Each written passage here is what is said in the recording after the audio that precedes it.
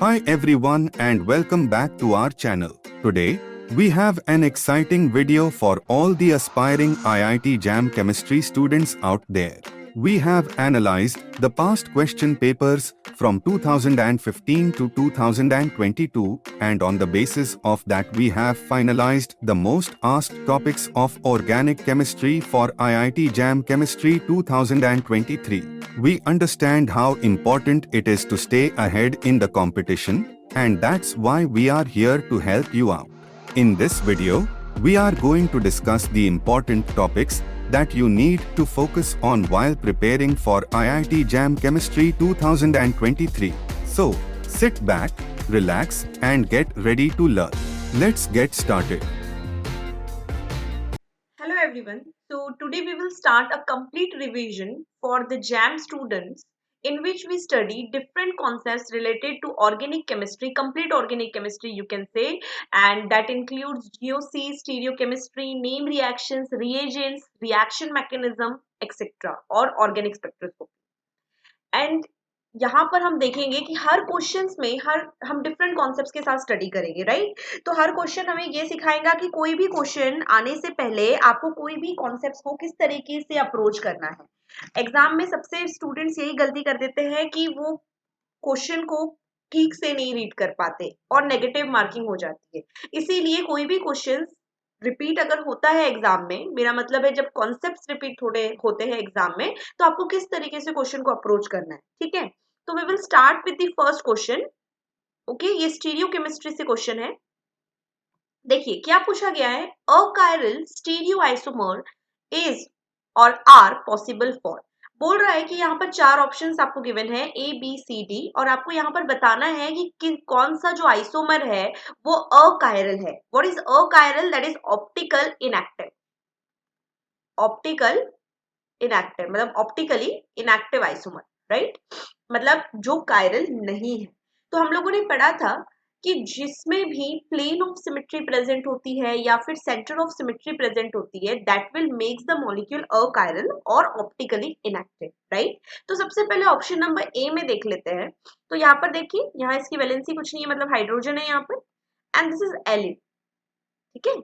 Elin में क्या present होती है? कायरल एक्सिस प्रेजेंट होती है, और ये कायरल एक्सिस कायरलिटी उस कंडीशन में शो करती है जब यहाँ पर जो डबल बॉन्ड्स होते हैं वो इवन नंबर में होते हैं, एंड ये जो सब्स्टिट्यूएंट अटैच होते हैं, फॉर एग्जांपल इसे मैंने ए कंसीडर किया, इसे बी, इसे सी कंसीडर किया, इसे डी, तो इसी कंडीशन होती है कि A not equal to B and C not equal to D. यही एक कंडीशन है जो मॉलिक्यूल में कायरलिटी इंट्रोड्यूस करती है। मतलब एलिन में कायरल एक्सेस होती है एंड इवन नंबर में डबल बॉन्ड होने चाहिए, A not equal to B, C not equal to D, right. तो यहाँ पर आप देख सकते हो कि CH3 and hydrogen, A not equal to B and C not equal to D, and number of double bonds are 2 means it is even. मतलब ये जो मॉलिक्यूल है ये क्या है? आपका कायरल मॉलिक्यूल, राइट। अब यहाँ पर मैंने सॉल्यूशन में भी आपको बताया है कि देखिए डिटेल में कि ये जो मॉलिक्यूल है वो एलिन है, जिसमें क्या प्रेजेंट रहती है? कायरल एक्सेस प्रेजेंट रहती है। मोस्ट इंपॉर्टेंटली जो डबल बॉन्ड्स होते हैं एलिन सिस्टम में वो इवन नंबर में प्रेजेंट होने चाहिए, and A not equal to B, C not equal to D, और यही कंडीशन मुझे मॉलिक्यूल ए में दिखाई दे रही है। मतलब ये जो मॉलिक्यूल है वो क्या है? कायरल। क्वेश्चन में क्या पूछा है? अकायरल, ये चीज का आपको ध्यान में रखना है। अब यहाँ पर बी में जो कि बाइफिनिल है और इसमें भी कायरल एक्सिस प्रेजेंट होती है, और कंडीशन सेम होती है कि यहाँ पर जो ग्रुप अटैच्ड होते हैं बाइफिनिल से वो क्या होने चाहिए? लार्जर होने चाहिए, बल्कियर होने चाहिए, ताकि वो रोटेशन को रेस्ट्रिक्ट कर सके, ठीक है। अगर रोटेशन रेस्ट्रिक्ट नहीं होगा मतलब वहां पर कायरल एक्सेस प्रेजेंट नहीं होंगी और बाइफिनिल वहां ऑप्टिकली इनएक्टिव हो जाएगा। बोलने का मतलब है कि जैसे कि हाइड्रोजन हो जाता है, फ्लोरीन हो जाते हैं, ड्यूटेरियम हो जाते हैं, ये सारे स्मॉल मॉलिक्यूल्स होते हैं, और जो स्मॉल एटम्स या स्मॉल एटम्स होते हैं, और ये स्मॉल एटम्स में इतनी कैपेसिटी नहीं होती है कि ये रोटेशन को रेस्ट्रिक्ट कर पाए, मतलब ये कंटिन्यू रोटेशन करेगा। मतलब यहाँ पर बाइफिनिल क्या हो जाएगा? Optically inactive. बट यहाँ पर आप देख सकते हो कि ये जो सब्स्टिट्यूट अटैच्ड है यहाँ पर कंसीडर किया, इसे ए नाम दे दिया, इसे बी, इसे सी दे दिया और इसे डी। वही condition A not equal to B and C not equal to D, ये तो सेटिस्फाइड हो चुकी है कायरलिटी के लिए, और सारे ही ग्रुप जो अटैच्ड है with the biphenyl that is acid and bromine are very larger group, तो यहाँ पर रोटेशन रेस्ट्रिक्ट करेगा और ये भी बाइफिनिल मॉलिक्यूल क्या हो जाएगा, आपका कायरल हो जाएगा, राइट। फिर इसके बाद आपको ये सिस्टम गिवन है जिसमें यहाँ पर ये मॉलिक्यूल गिवन है CO2H CO2H। तो यहाँ पर देखो जो सेंटर से अराउंड दिस कार्बन COH अगर मैं प्लेन ऑफ सिमेट्री डालती हूँ तो यहाँ पर ये इक्वल पार्ट्स में डिवाइड हो जाता है। इट मीन्स कि यहाँ पर प्लेन ऑफ सिमेट्री प्रेजेंट है which makes the molecule achiral that is optically inactive. ठीक है, उसी तरीके से यहाँ पर प्लेन ऑफ सिमेट्री प्रेजेंट है तो सी और डी ऑप्शन में प्लेन ऑफ सिमेट्री प्रेजेंट होने की वजह से ये मॉलिक्यूल क्या बन रहा है, कायरल बन रहा है, सॉरी अकायरल बन रहा है, राइट। तो यहाँ पर आपको अकायरल ही पूछा गया था, तो यहाँ पर ये ए तो कायरल है, बी भी कायरल है and C and D are achiral, मतलब this is MSQ type question, तो आंसर आने वाला है आपका C and D. Okay, next question. Next question is also related to the GOC and stereochemistry. क्या लिखा हुआ है, द मोर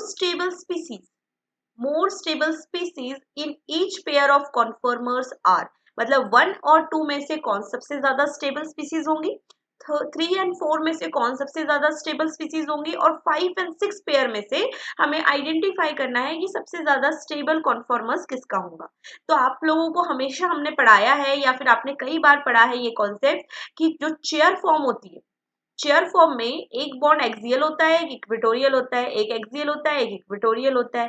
तो जो इक्वेटोरियल पोजीशन होती है, इक्वेटोरियल पोजीशन पर लार्जर सब्स्टिट्यूएंट्स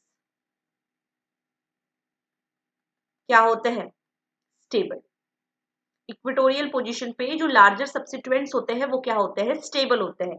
तो यहाँ पर आप देख सकते हो this is tertiary isobutyl group, this is tertiary isobutyl group which is very larger and bulkier. तो ये यहाँ पर इक्वेटोरियल पोजीशन पर है और ये यहाँ पर एक्सियल पोजीशन पर है। तो ये तो बहुत ही ज्यादा क्लियर हो जाता है कि जो फर्स्ट है वो ज्यादा स्टेबल होगा किसके कंपैरिजन में, सेकंड के कंपैरिजन में। तो यहाँ पर देखिए जहां पर 2 ऑप्शंस, मतलब जो 2 कॉन्फॉर्मर वाले ऑप्शन होंगे वो ऑप्शन को आप डायरेक्टली एलिमिनेट कर सकते थे। अब यहाँ पर बी और डी ऑप्शन में से मुझे चूज करना है, तो बी और डी में से देखिए यहाँ पर भी 4 ऑप्शन को करेक्ट बता रहा है।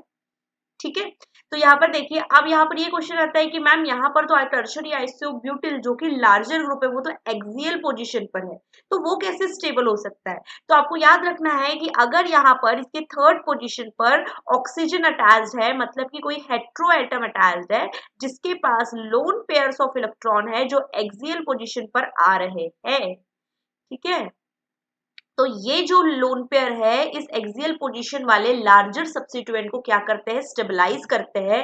वही मैंने सॉल्यूशन में आपको लिखकर बताया है कि जो लोन पेयर है stabilise the axial substituent. Okay, वैसे तो लार्जर ग्रुप इक्वेटोरियल पोजीशन पर ही स्टेबल होता है in the chair conformer, but अगर आपका लार्जर सब्स्टिट्यूएंट एक्सियल पोजीशन पर अटैच्ड है और उसके रिस्पेक्ट में कोई लोन पेयर है जो उसको स्टेबलाइज कर रहा है, तो लोन पेयर एक्सियल पोजीशन वाले सब्स्टिट्यूएंट को डेफिनेटली क्या करता है, स्टेबलाइज्ड करता है, किसके कंपैरिजन में, इक्वेटोरियल के। तो इसीलिए यहाँ पर जो फोर्थ वाला कॉन्फॉर्मर है वो ज्यादा स्टेबल है किसके कंपैरिजन में, थर्ड वाले कॉन्फॉर्मर के कंपैरिजन में। ठीक है, फिर उसके बाद देखते हैं यहाँ पर 5 और 6 में, तो यहाँ पर भी वही बात कि यहाँ पर एक्सियल सब्स्टिट्यूएंट है और यहाँ पर लोन पेयर्स है। तो देखिए ये लोन पेयर्स इस तरीके से एक हाइड्रोजन बॉन्डिंग के थ्रू या फिर हम बोल सकते हैं कि इंट्रैक्शन के थ्रू दो एक्सियल लोन पेयर्स क्या कर रहे हैं, ये OH सब्स्टिट्यूएंट को क्या कर रहे हैं, स्टेबलाइज कर रहे हैं विद दिस इंट्रैक्शन।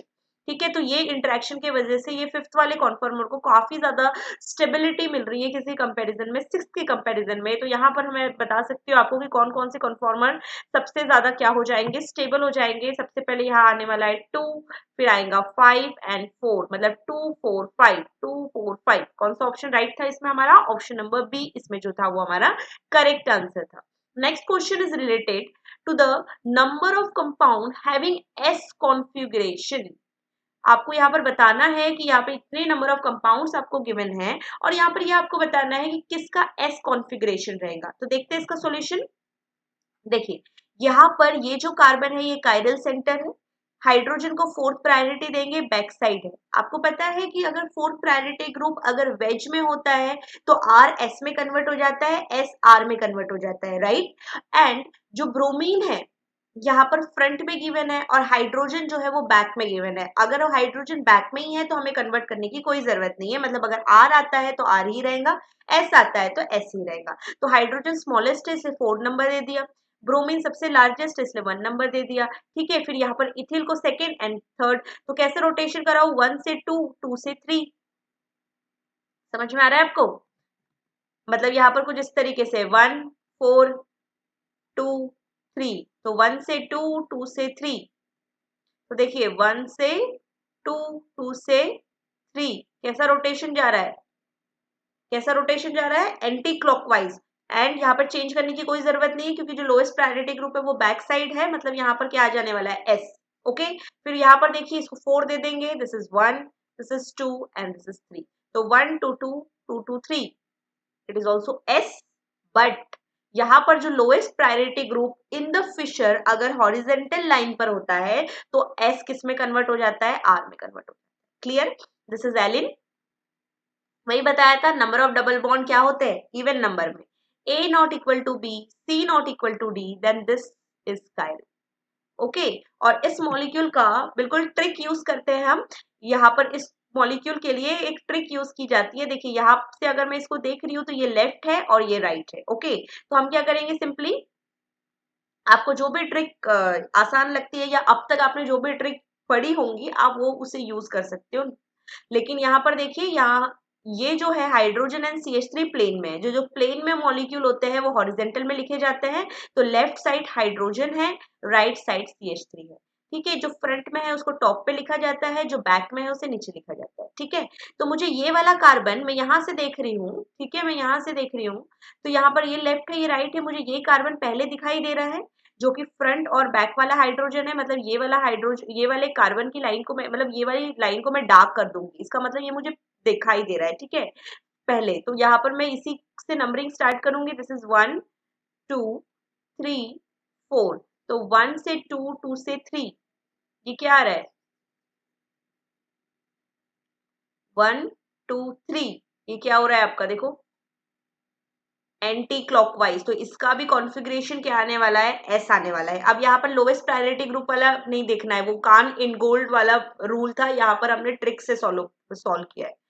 ठीक है, फिर उसी तरीके से यहाँ पर एस आ गया, यहाँ आर आ गया, यहाँ फिर से एस आ गया। फिर यहाँ पर देखिए इसे फोर्थ प्रायोरिटी दे देंगे हाइड्रोजन को, फिर यहाँ पर साइनाइड को first priority, then 2 and then 3, तो यहाँ पर आ रहा है आर, लेकिन lowest priority group front side में है तो आर किस में कन्वर्ट हो जाएगा, एस में।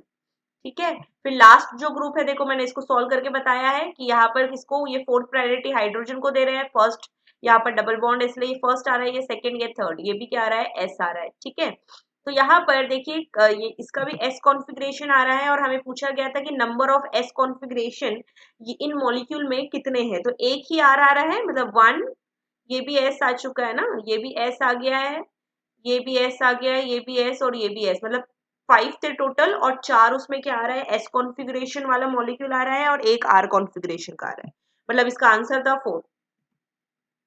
नेक्स्ट क्वेश्चन देखिए क्या लिखा हुआ है यहाँ पर, the correct order of stability of carbocation. तो हमेशा हम लोगों ने पढ़ा है कि जो कार्बोकैटायन होते हैं तो टर्शरी कार्बोकैटायन ज्यादा स्टेबल होता है, फिर सेकेंडरी स्टेबल होता है, फिर प्राइमरी स्टेबल होता है। कार्बोकैटायन की स्टेबिलिटी प्लस आर पे डिपेंड करती है, प्लस आई पे डिपेंड करती है, प्लस एच पे डिपेंड करती है, राइट। इसकी प्लस आर का मतलब होता है इलेक्ट्रॉन डोनेटिंग ग्रुप, आई का मतलब होता है अल्किल ग्रुप, और हाइड्रोजन का भी मतलब होता है कि उसके रिस्पेक्ट में कितने अल्फा हाइड्रोजन प्रेजेंट। ठीक है, कार्बोकैटायन बेंजिलिक वाला ज्यादा स्टेबल होता है क्योंकि कंटिन्यू बेंजीन का कॉन्जुगेशन मिलता है, अलाइलिक स्टेबल होता है, उसके बाद टर्शरी, सेकेंडरी एंड प्राइमरी। यहाँ पर आप देख सकते हो कि ये जो है इसका सॉल्यूशन देखिए, ये बेंजिलिक के साथ टर्शरी है, ये सिंपल टर्शरी है, ये अलाइलिक है और ये ब्रिज हेड है। हमें पता है कि ब्रिज हेड पर प्लिनैरिटी डिस्टर्ब होने के वजह से कार्बोकैटायन कभी भी ब्रिज हेड पे स्टेबल नहीं होता, राइट। तो यहाँ पर सबसे ज्यादा देखो ये बेंजिलिक और टर्शरी ये दोनों ही है, तो सबसे ज्यादा तो स्टेबल कौन सा रहने वाला है, वन फर्स्ट वाला। ठीक है, ब्रिज हेड वाले को सबसे लास्ट में कर देते हैं, मतलब ब्रिज हेड कौन सा था, ये सेकंड, सेकंड वाला सबसे लास्ट में। अब ऑप्शंस चूज कर लीजिए, यहाँ पर देखिए सबसे ज्यादा स्टेबल सेकंड को बोला गया है, ऑप्शन नंबर ए तो तुरंत एलिमिनेट हो जाएगा। ठीक है, उसके बाद सबसे ज्यादा स्टेबल कौन सा है, वन वाला। ठीक है, मतलब डी ऑप्शन भी एलिमिनेट हो सकता है। लास्ट में यहाँ क्या आना चाहिए, 2 वाला, क्योंकि ब्रिज हेड पर क्या होता है, कार्बोकेटायन स्टेबल नहीं होता। तो सिंपल आप इसी तरीके से सारे ऑप्शन को एलिमिनेट करके डायरेक्टली ऑप्शन नंबर सी को करेक्ट कर सकते हो।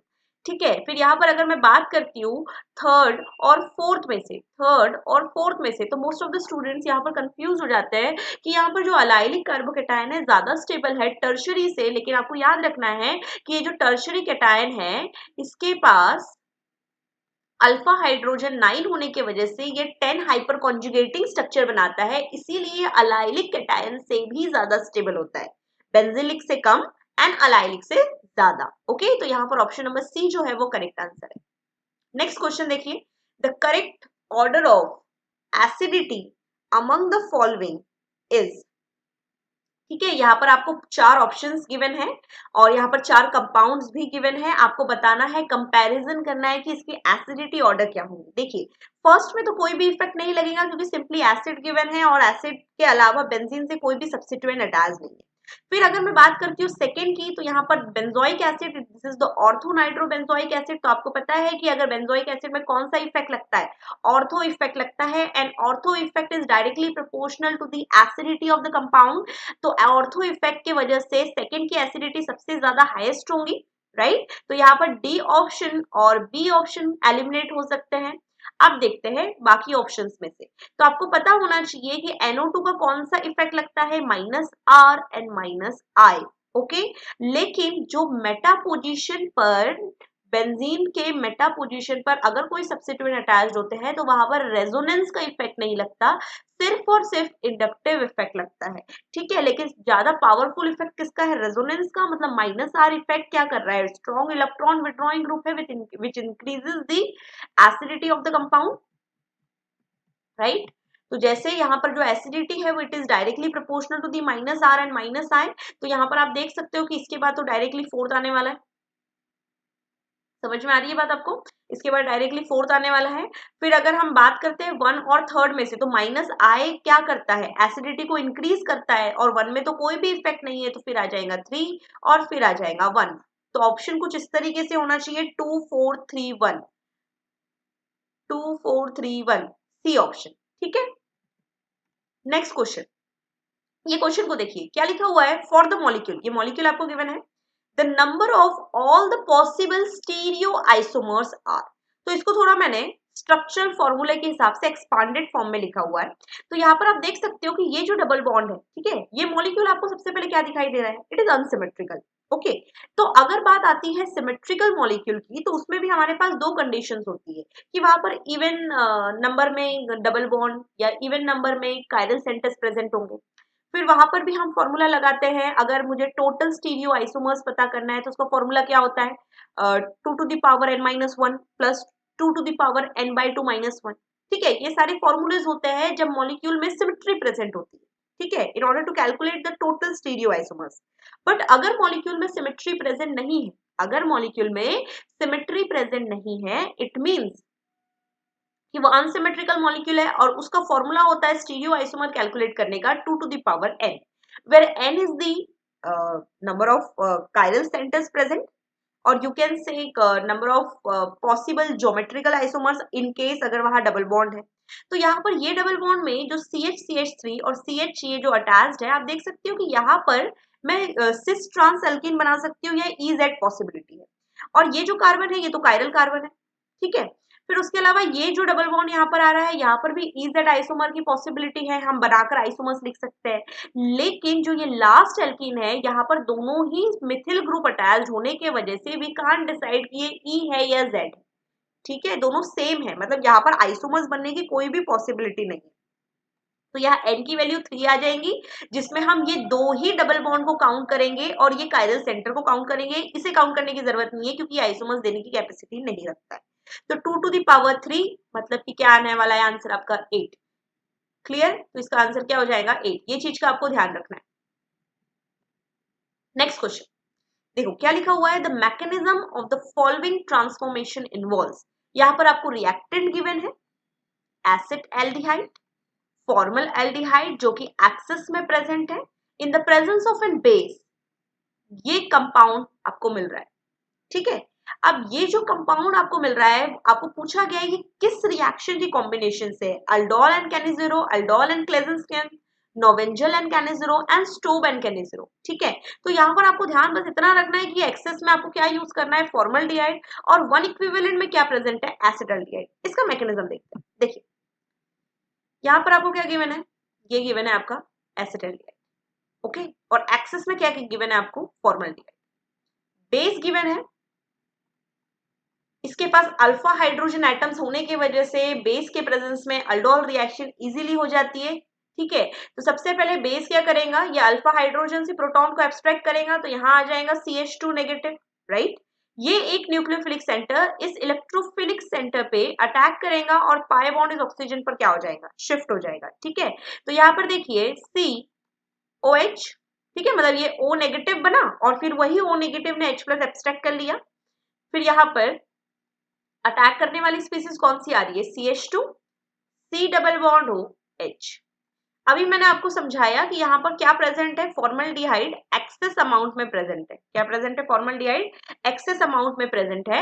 तो इसके बाद अगर मैं फिर से अगेन एक और मॉलिक्यूल डालती हूँ फॉर्मल्डिहाइड का, तो बेस तो काफी स्ट्रॉन्ग है, बेसिक कंडीशन गिवन ही है आपको, तो बेस क्या कर सकता है, फिर से यहाँ पर ये अल्फा हाइड्रोजन है, यहाँ से प्रोटॉन क्या कर सकता है, एब्स्ट्रैक्ट कर सकता है। तो अगर बेस ने यहाँ से प्रोटॉन एब्स्ट्रैक्ट किया तो यहाँ पे फिर से क्या जनरेट हो जाएगा, नेगेटिव चार्ज, और यही नेगेटिव चार्ज इस इलेक्ट्रोफिलिक सेंटर पे अटैक करके यहाँ पर ऑक्सीजन को क्या कर देगा, ऑक्सीजन पर नेगेटिव पाई बॉन्ड शिफ्ट कर देगा।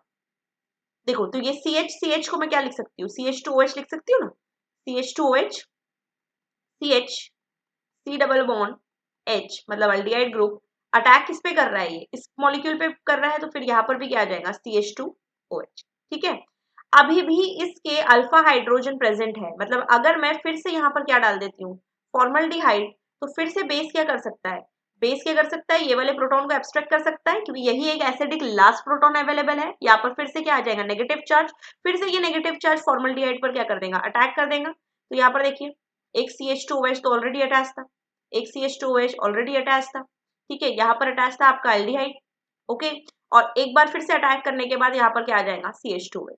ठीक है, यहाँ तक हो गई अल्डोल रिएक्शन खत्म। खत्म इसलिए बोल रही हूँ क्योंकि अब इसके अल्फा हाइड्रोजन अवेलेबल नहीं है, और अल्डोल रिएक्शन करने के लिए हमारे पास अवेलेबिलिटी क्या चाहिए, अल्फा हाइड्रोजन, एसिडिक प्रोटॉन। अब यहाँ पर कोई भी एसिडिक प्रोटॉन अवेलेबल नहीं है, कोई भी अल्फा हाइड्रोजन अवेलेबल नहीं है, राइट। बट यहाँ पर एक्सेस में फिर से क्या गिवन है, फॉर्मल्डिहाइड, तो इसके पास भी अल्फा हाइड्रोजन प्रेजेंट नहीं है, इसके पास भी अल्फा हाइड्रोजन प्रेजेंट नहीं है। तो अब हमारे ऑप्शन को चेक करते हैं।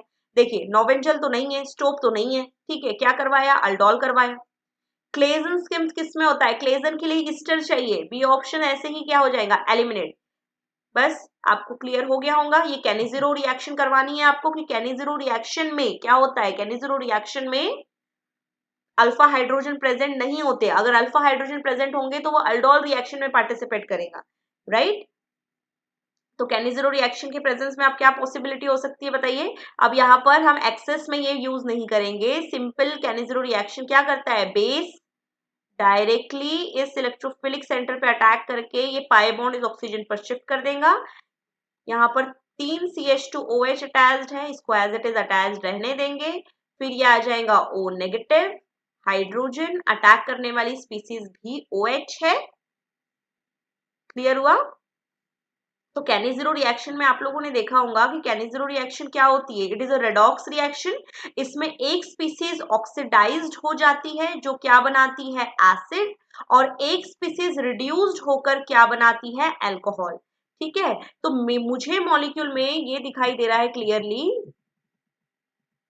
कि यहाँ पर अल्कोहल बना हुआ है, मतलब यहाँ पर सिंपली आपको एक ही प्रोडक्ट बनाना है जो कि है reduced form of Cannizzaro.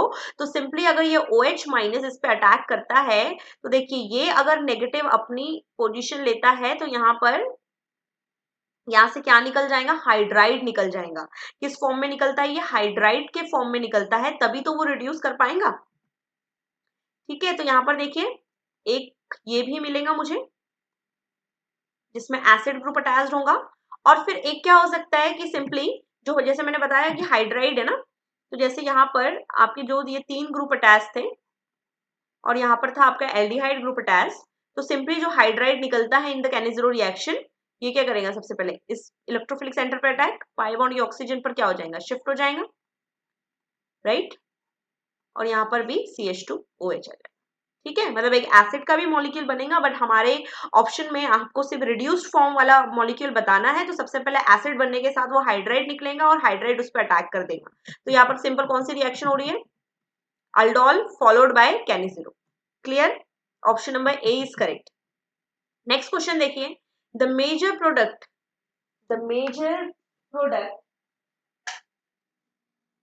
Formed in the reaction of butane nitrile.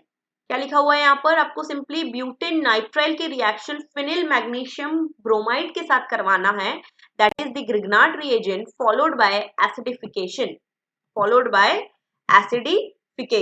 मतलब यहाँ पर ब्यूटेन नाइट्राइल मतलब क्या हुआ, यहाँ पर 4 कार्बन है with including the cyanide molecule.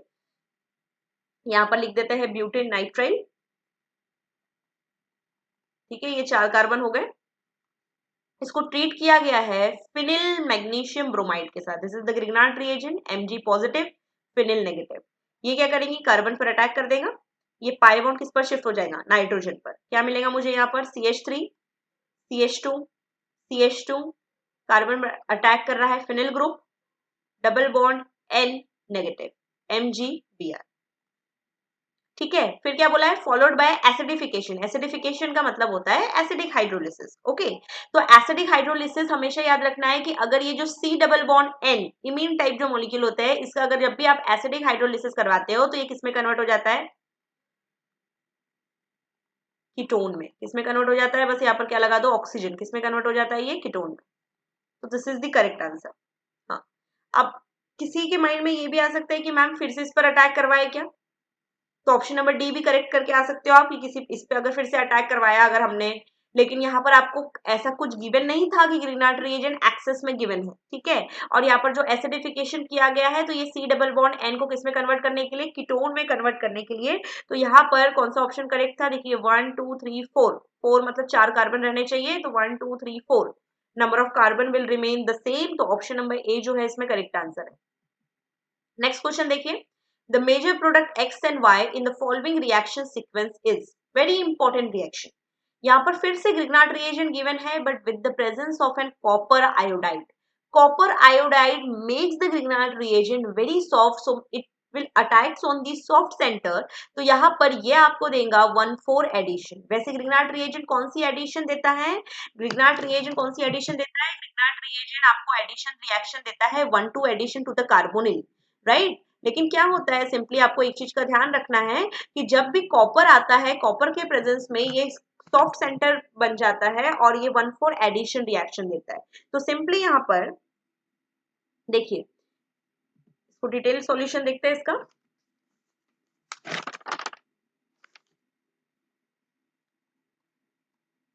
ये कुछ इस तरीके का मॉलिक्यूल आपको गिवन है, यहाँ आ जाएगा MeMgBr। ठीक है, तो ये नेगेटिव इस पे अटैक करेगा, ये पाई बॉन्ड यहाँ शिफ्ट, ये पाई बॉन्ड यहाँ शिफ्ट।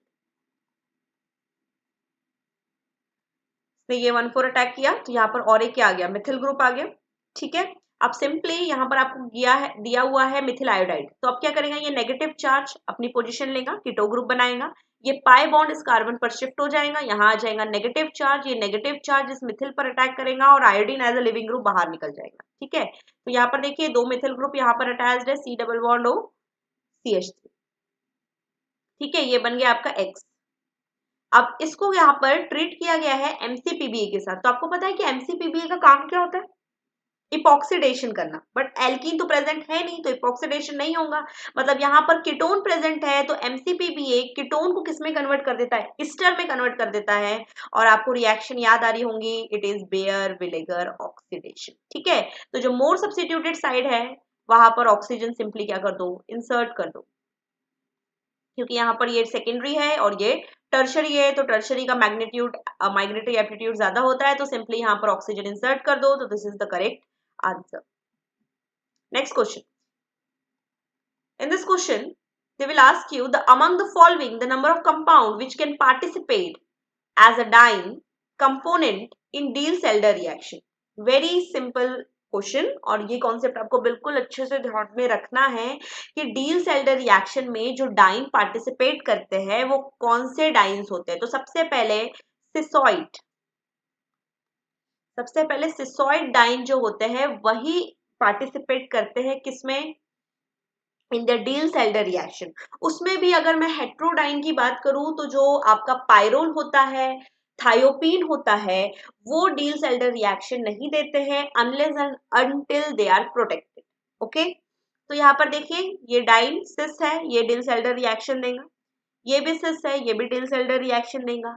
यहाँ पर ये जो सेंटर वाली रिंग है ये ज्यादा इलेक्ट्रॉन रिच है, तो ये वाला जो डाइन है वो डील्स एल्डर रिएक्शन देगा।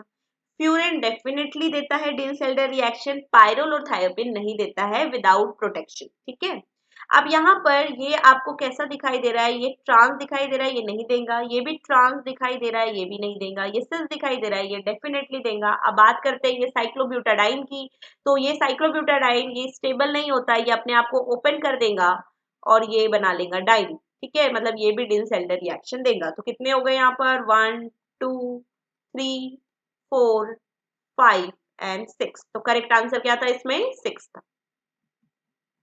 नेक्स्ट क्वेश्चन, आई होप आप लोगों को क्वेश्चन देखकर रिएक्शन आइडेंटिफाई करना आ रहा है, क्योंकि अब इस लेवल पे अब एग्जाम बहुत पास है तो आपको आइडेंटिफाई करना आना चाहिए। आइडेंटिफिकेशन से काफी ऑप्शंस एलिमिनेट हो जाते हैं, अप्रोच समझ में आ जाता है। ठीक है, तो यहाँ पर देखिए क्या गिवन है, यहाँ पर आपको प्रेजेंस ऑफ एन बेस।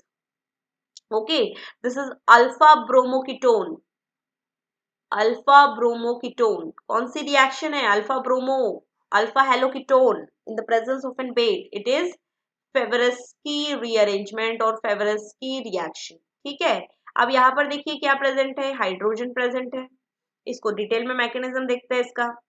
क्या गिवन था आपको, एक बेंजीन की रिंग गिवन थी, यहाँ पर मिथिल ग्रुप अटैच था, यहाँ पर भी मिथिल ग्रुप अटैच था, यहाँ पर एक हाइड्रोजन है, C double bond O CH2Br। अब यहाँ पर क्या प्रेजेंट है, NaOMe, Na plus OMe negative, ये बेस ये प्रोटॉन को एब्स्ट्रैक्ट करेगा, यहाँ पे आएगा नेगेटिव चार्ज, ये नेगेटिव चार्ज इस CH2 पे अटैक करके Br को बाहर निकाल देगा। फेवरेस्की का सबसे इंपॉर्टेंट कॉन्सेप्ट है कि ब्रोमीन जब बाहर निकलता है तो उसके प्रेजेंस में 3 मेंबर्ड रिंग बनकर यहाँ पर मुझे मिलती है। ठीक है, अब यहाँ पर क्या गिवन है, एसिडिक हाइड्रोलिसिस गिवन है। एसिडिक हाइड्रोलिसिस में ये कंसिडर कर सकते हैं कि ये जो H2O H plus and OH minus, ये जो OH माइनस है, ये जो OH माइनस इस इलेक्ट्रोफिलिक सेंटर पे अटैक करके ये ऑक्सीजन के ऊपर पाई बॉन्ड शिफ्ट कर सकता है। देखिए ये आ जाएगा Me, ये आ जाएगा CH3 O negative and this is OH। ठीक है, अब देखो ये O नेगेटिव जब अपनी पोजीशन लेगा है कीटोन बनाने के लिए, तो यहाँ से भी रिंग ओपन हो सकती है, यहाँ से भी रिंग ओपन हो सकती है। यहाँ से जब रिंग ओपन होंगी तो यहाँ नेगेटिव चार्ज अगर आता है तो ये नेगेटिव चार्ज इस बेंजीन के साथ कॉन्जुगेशन में जा सकता है। तो रिंग को कुछ इस तरीके से ओपन करना है कि जो कार्बेनियन आप जनरेट करोगे वो स्टेबल होगा। ठीक है, तो यहाँ पर देखिए ये आ गया Me, ये CH3, यहाँ से रिंग को मैं ओपन कर रही हूँ तो C डबल बॉन्ड OH, यहाँ आएगा नेगेटिव चार्ज। समझ में आया, ये नेगेटिव चार्ज इस बेंजीन के वजह से कॉन्जुगेशन में जाने की वजह से काफी ज्यादा स्टेबल है, तो ओपनिंग यही रहेगी। ठीक है, अब देखिए सिंपली ये क्या करेगा, H प्लस एब्स्ट्रैक्ट कर सकता है क्योंकि सिस्टम में H प्लस तो प्रेजेंट ही है, तो ये नेगेटिव चार्ज इस H प्लस को क्या कर लेगा, एक्सेप्ट कर लेगा। तो after the abstraction of proton आपके पास कुछ इस तरीके से मॉलिक्यूल बनकर आएगा, CH2 C double bond OH। Okay, ये जो रिंग है मैं उसको कुछ इस तरीके से लिख सकती हूँ। ठीक है, अब अगर ये जो पाई बॉन्ड है इस कार्बोनिल सेंटर पे अटैक कर दे तो OH को मैं बाहर निकाल सकती हूँ। ये कॉन्सेप्ट क्यों आया मेरे माइंड में, क्योंकि यहाँ पर आप देख रहे हो कि साइक्लाइजेशन हुआ है तभी 5 मेंबर्ड रिंग बन रही है। तो अगर ये बेंजीन के पाई बॉन्ड ने इस इलेक्ट्रोफिलिक सेंटर पे अटैक कर दिया तो 1 2 3 4 5 मेंबर्ड रिंग जनरेट होंगी।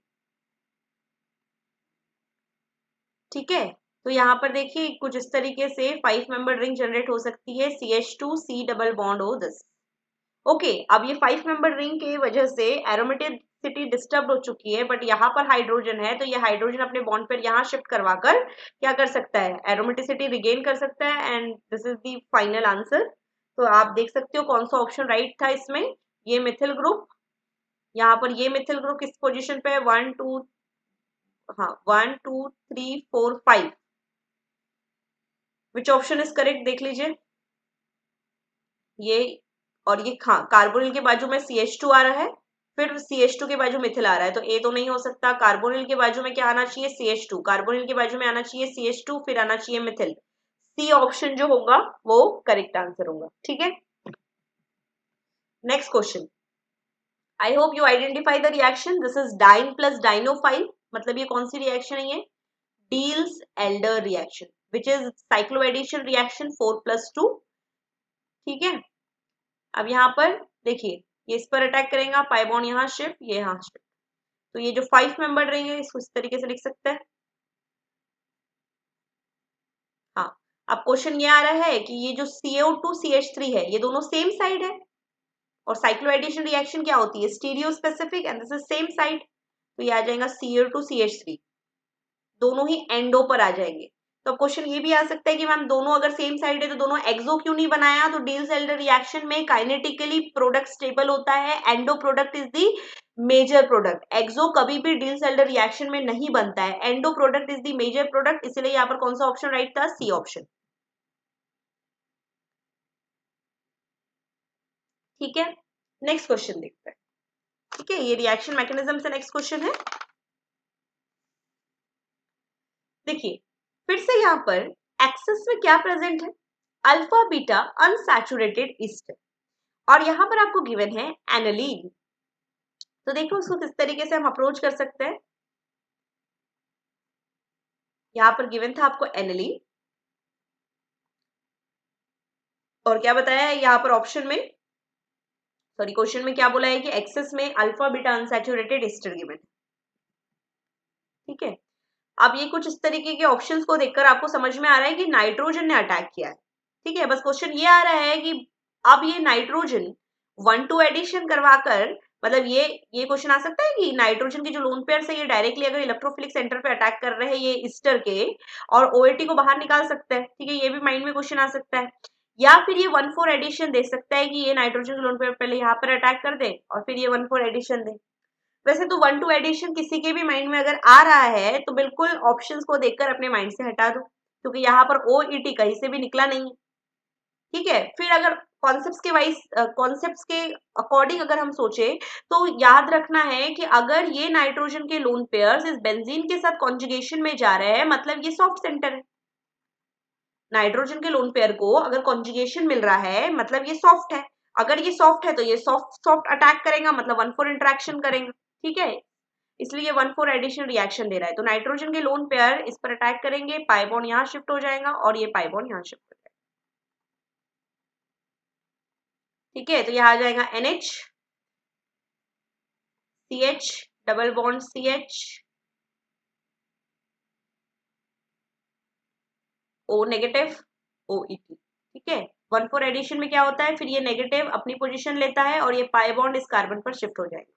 जैसे ये पाई बॉन्ड इस कार्बन पर शिफ्ट होगा, यहाँ पर क्या आएगा? नेगेटिव चार्ज, और फिर वो H+ को एक्सेप्ट करके वर्कअप करा लेगा, मतलब ये सिंपली 1-4 एडिशन रिएक्शन हो रही है। तो ये आ जाएगा आपका CH2 तो 1 मिनट, हाँ यहाँ पर एक कार्बन मिस हो गया, तो यहाँ पर 1 2 3 है ना, मैंने 1 2 ही लिख दिया, यहाँ पे एक कार्बन है। ठीक है, CH2 C double bond O OET। ठीक है, अब आपको यही चीज एक्सेस में गिवन है। क्या चीज एक्सेस में गिवन है? Alpha beta unsaturated Easter. तो इसको मैं अगर फिर से रिएक्शन करवाती हूँ तो यहाँ पर नाइट्रोजन के पास देखो एक हाइड्रोजन प्रेजेंट है, इसका मतलब यहाँ पर लोन पेयर फिर से यूज हो सकते हैं, और ये फिर से क्या करेगा? 1-4 एडिशन रिएक्शन देगा। तो यहाँ पर कुछ इस तरीके का मॉलिक्यूल बनकर आ जाएगा।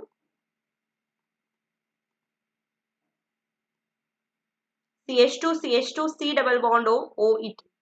समझ में आया?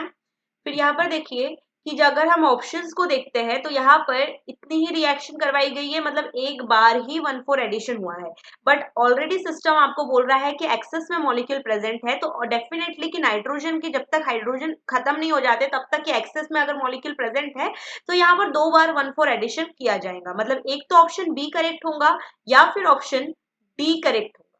ठीक है, फिर ऑप्शन बी और डी में भी आप तुरंत देख सकते हैं कि यहाँ पर 1 मिनट, आई थिंक यहाँ पर कुछ मिस्टेक, यहाँ पे CH2 रहेगा। ठीक है, अब ये तो Y तो समझ में आ गया कि Y क्या बना है। अब इसके बाद Y बनने के बाद सिंपली क्या हुआ है, इसको बेस के साथ ट्रीट किया गया, सोडियम इथॉक्साइड। तो सोडियम इथॉक्साइड क्या है, बेस।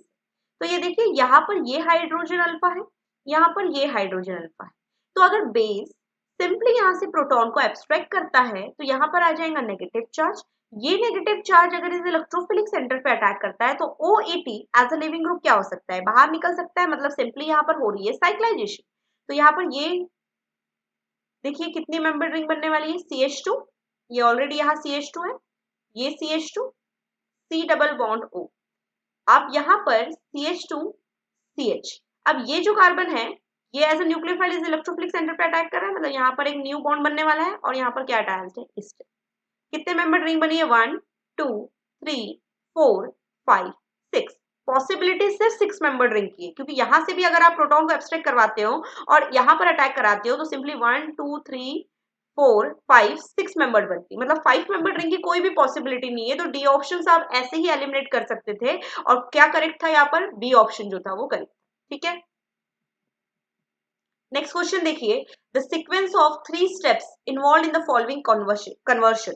मतलब आपको बेंजीन से ये सब्स्टिट्यूटेड बेंजीन बनाना है, अल्किल सब्स्टिट्यूटेड बेंजीन बनाना है, और उसमें क्या स्टेप्स आपको यूज करना है ये देखना है। ठीक है, तो यहाँ पर आप देख सकते हो कि सबसे पहले यहाँ पर बोला गया है कि पहले फ्रीडल क्राफ्ट एल्किलेशन होगा या फिर फ्रीडल क्राफ्ट असाइलेशन होगा, फिर एल्किलेशन होगा या फिर असाइलेशन होगा, फॉलोड बाय रिडक्शन। ठीक है, तो इसको देखते हैं, इसको किस तरीके से आप अप्रोच कर सकते थे।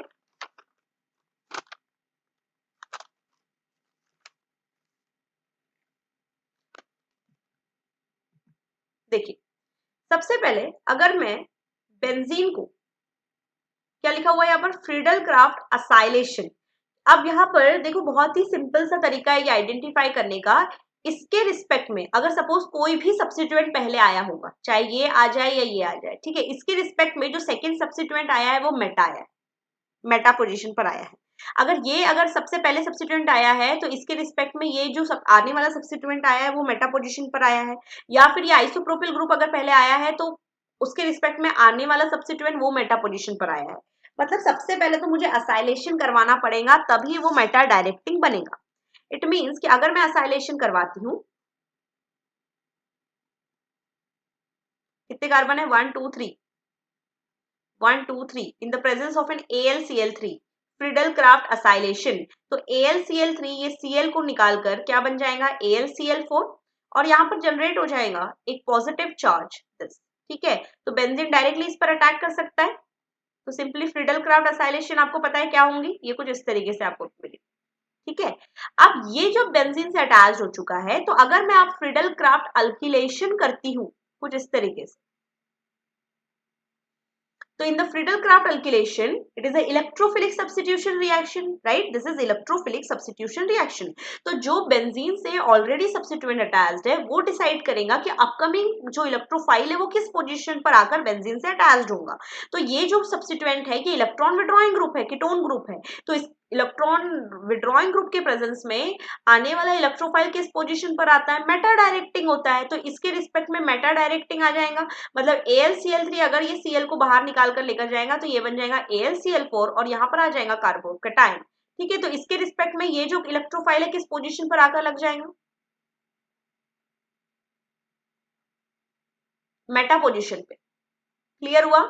इसके बाद अगर मैं रिडक्शन करवा दूं तो यहाँ पर देखिए रिडक्शन करवाने में जो मुझे प्रोडक्ट मिल रहा है यहाँ पर सिर्फ कार्बोनिल हटा हुआ है। तो आप हाइड्राइड रिड्यूसिंग एजेंट यहाँ पर माइंड में मत रखिए, क्योंकि जो हाइड्राइड रिड्यूसिंग एजेंट होते हैं LiAlH4 NaBH4 ये कीटोन को रिड्यूस तो जरूर करते हैं लेकिन ये अल्कोहल में रिड्यूस करते हैं। लेकिन मुझे एल्केन में रिड्यूस करना है तो मेरे पास दो ऑप्शन है। एक ऑप्शन आ जाता है मेरे पास क्लेमेंसन रिडक्शन। क्लेमेंसन रिडक्शन में क्या आता है, ZnHg in the presence of an HCl, या फिर मैं वुल्फ किश्नर रिडक्शन भी करवा सकती हूँ, hydrazine in the presence of an base. ठीक है, तो ये रिडक्शन करवाने से सिंपली ये कीटोन ग्रुप एल्केन में रिड्यूस्ड हो जाएगा। तो सबसे पहले होगा असाइलेशन, असाइलेशन के बाद आने वाला अल्किल ग्रुप जो फिडल क्राफ्ट अल्किलेशन करवाएंगे वो मेटा पोजीशन पर आएगा और फिर हम कीटोन को रिड्यूस कर देंगे। मतलब यहाँ पर कौन सा ऑप्शन राइट था, बी ऑप्शन जो था वो करेक्ट आंसर था। ठीक है। This is again Favorskii reaction. बस आपको यहाँ पर ध्यान में रखना है कि यहाँ पर जो सब्सिट्यूएंट जो कार्बन जो क्लोरीन जो सब्सिट्यूएंट अटैच्ड है इस कार्बन से वो आइसोटोपिकली लेबल्ड है, ताकि आपको पता चल सके कि जब आप रिंग की ओपनिंग करवाते हो इन केस ऑफ फेवरस्की रिएक्शन तो किस कार्बन मतलब कौन सा बॉन्ड ब्रेक हुआ है, इसलिए इसको आइसोटोपिकली लेबल्ड किया गया है। ठीक है, तो दिस इज ऑल्सो फेवरस्की रिएक्शन। आपको अभी मैंने समझाया फेवरस्की रिएक्शन का क्या कॉन्सेप्ट होता है। तो सिंपली आप फेवरस्की रिएक्शन आइडेंटिफाई कर सकते हो कि अल्फा क्लोरो कीटोन या alpha halo ketone in the presence of an base. तो बेस क्या कर रहा है, यहाँ से ये प्रोटॉन को एब्स्ट्रैक्ट करेगा क्योंकि यही प्रोटॉन जो है वो अल्फा हाइड्रोजन है, that is acidic in nature. Okay, तो देखिए यहाँ पर सिंपली बताती हूँ कि ये जो बेस है ये बेस क्या करेगा, प्रोटॉन को एब्स्ट्रैक्ट, यहाँ आ जाएगा नेगेटिव चार्ज, ये नेगेटिव चार्ज इस कार्बन पर अटैक करके क्लोरीन को बाहर निकाल देगा। ठीक है, ये कुछ इस तरीके से 3 मेंबर रिंग बन जाएंगी और यहाँ पर ये वाला जो कार्बन है वो आइसोटोपिकली लेबल्ड है। इसके बाद आपको इथेनॉल गिवन है, मतलब यहाँ पर ETO नेगेटिव इस इलेक्ट्रोफिलिक सेंटर पे जब अटैक करेगा तो ये पाई बॉन्ड इस ऑक्सीजन पर शिफ्ट हो जाएंगे। जब ये ऑक्सीजन अपने फिर से पोजीशन कीटो में लेगा तो एक पॉसिबिलिटी है कि रिंग इस साइड से भी ओपन हो सकती है, रिंग इस साइड से भी ओपन हो सकती है। ठीक है, तो सपोज ये ए पाथवे है और ये बी पाथवे है in order to open the ring.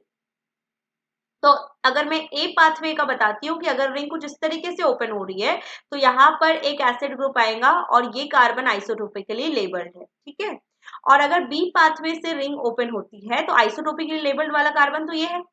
B pathway से अगर रिंग ओपन हो रही है, यहाँ से रिंग अगर ओपन हो रही है तो एसिड ग्रुप यहाँ आ जाएगा, मतलब मेरे पास ये दो पॉसिबल प्रोडक्ट्स बन रहे हैं। तो यहाँ पर बी ऑप्शन तो आप ऐसे ही एलिमिनेट कर सकते थे क्योंकि फेवरस्की में रिंग क्या होती है, कॉन्ट्रैक्ट होती है। तो यहाँ पर तो रिंग कॉन्ट्रैक्शन हुआ ही नहीं है, सिंपल सब्स्टिट्यूशन बताया गया है। ठीक है, अब यहाँ पर देखते हैं आइसोटोपिकली लेबल्ड में एसिड जिस कार्बन से अटैच्ड है वो आइसोटोपिकली लेबल्ड है और इसके बाजू वाला दो पॉसिबल प्रोडक्ट्स आपको मिल रहे हैं। सॉरी, OET अटैच था ना तो यहाँ OET आएगा, ईस्टर बनेगा OET। तो यहाँ पर देखिए कीटोन गिवन है, कीटोन तो बना नहीं है तो ऑप्शन नंबर ए भी एलिमिनेट। अब सी और डी में से देख सकते हैं तो यहाँ पर यस ईस्टर ग्रुप, यहाँ पर कुछ हाँ ईस्टर ग्रुप जिस कार्बन से अटैच्ड है, Easter group this is Easter group जिस कार्बन से अटैच्ड है वो कार्बन आइसोटोपिकली लेबल्ड है, या फिर ईस्टर ग्रुप जिस कार्बन से अटैच्ड है उसके बाजू वाला कार्बन आइसोटोपिकली लेबल्ड है। तो कौन सा ऑप्शन यहाँ पर राइट होगा, सी ऑप्शन। नेक्स्ट क्वेश्चन क्या गिवन है ये, the major product formed in the following reaction. Hydroxyl amine type molecule है ये कि अगर हमारे पास कोई कीटोन ग्रुप होता है, कीटोन ग्रुप होता है और उसको मैं किसके साथ ट्रीट कर देती हूँ, हाइड्रोक्सिल अमीन सॉरी यस हाइड्रोक्सिल अमीन बोल सकते हैं इसको। तो यहाँ पर H2 और यहाँ से O क्या बनकर निकल जाएगा, ये -H2O R double bond NOH। ठीक है, इस मॉलिक्यूल को बोला जाता है ऑक्सीन। ठीक है, and oxime is the starting material for Beckmann rearrangement. Oxime is the starting material for Beckmann rearrangement. ठीक है, तो बैकमन रीअरेंजमेंट से रिलेटेड काफी वीडियोस मैंने पहले भी आपको समझाया है कि बैकमन रीअरेंजमेंट में ऑक्सिम किस में कन्वर्ट होता है, अमाइड में कन्वर्ट होता है, किसके प्रेजेंस में, एसिड के प्रेजेंस में। ठीक है, तो एसिड के प्रेजेंस में जब ऑक्सिम है तो अमाइड बनने वाला है, दिस इज बैकमन रीअरेंजमेंट राइट। अब यहाँ पर एक तो बैकमन रीअरेंजमेंट भी हो सकता है या बैकमन फ्रेगमेंटेशन भी हो सकता है। तो मैंने आपको बताया था कि बैकमन फ्रेगमेंटेशन उसी कंडीशन में करवाओ जब ब्रेक करने के बाद स्टेबल कार्बोकैटायन जनरेट हो। तो अगर मैं यहाँ से फ्रेगमेंट करवा भी देती हूँ तो यहाँ पे पॉजिटिव चार्ज आएगा जो प्लेनैरिटी डिस्टर्ब करेगा, तो फ्रेगमेंटेशन वाला ऑप्शन तो ऐसे ही एलिमिनेट हो जाएगा। ठीक है,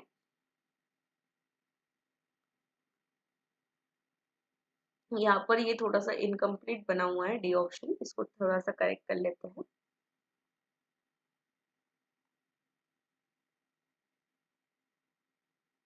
ठीक है, ये कुछ इस तरीके से। तो देखो सिंपल सी ट्रिक है कि अगर OH की स्टीरियोकेमिस्ट्री आपको गिवन है, मतलब ये कुछ इस तरीके से, तो इसके एंटी में आपको NH का इंसर्शन करना है और C डबल बॉन्ड N को C डबल बॉन्ड N को C डबल बॉन्ड O कर देना है। This is Beckmann fragmentation trick. ठीक है, या फिर आप ये भी देख सकते हो ये टर्शरी है और ये सॉरी ये सेकेंडरी है and this is tertiary type, मतलब मोर सब्स्टिट्यूटेड है ये। तो यहाँ पर सिंपली NH का इंसर्शन हो जाएगा, मतलब benzene ring as it is रहेंगी। यहाँ हो जाएगा NH का insertion, C double bond N किस में कन्वर्ट हो जाएगा, C डबल बॉन्ड O में, यू ऑल नो दिस। और ये आपको प्रोडक्ट मिलेगा, मतलब कौन सा ऑप्शन राइट था इसमें, ऑप्शन नंबर डी। यहाँ पर NH सेकेंडरी टाइप में आया तो इसका माइग्रेटरी एप्टीट्यूड सेकेंडरी का ज्यादा नहीं होता, इसलिए यहाँ पर NH इंसर्शन बिल्कुल नहीं होगा, तो कौन सा ऑप्शन राइट था यहाँ पर, D option. This is Beckman rearrangement. Next question क्या गिवन है यहाँ पर, ethyl magnesium bromide. Ethyl magnesium bromide is the hard reagent जो अटैक करेगा 1-2 एडिशन रिएक्शन देगा, मतलब 1-2 पोजीशन पर अटैक करेगा।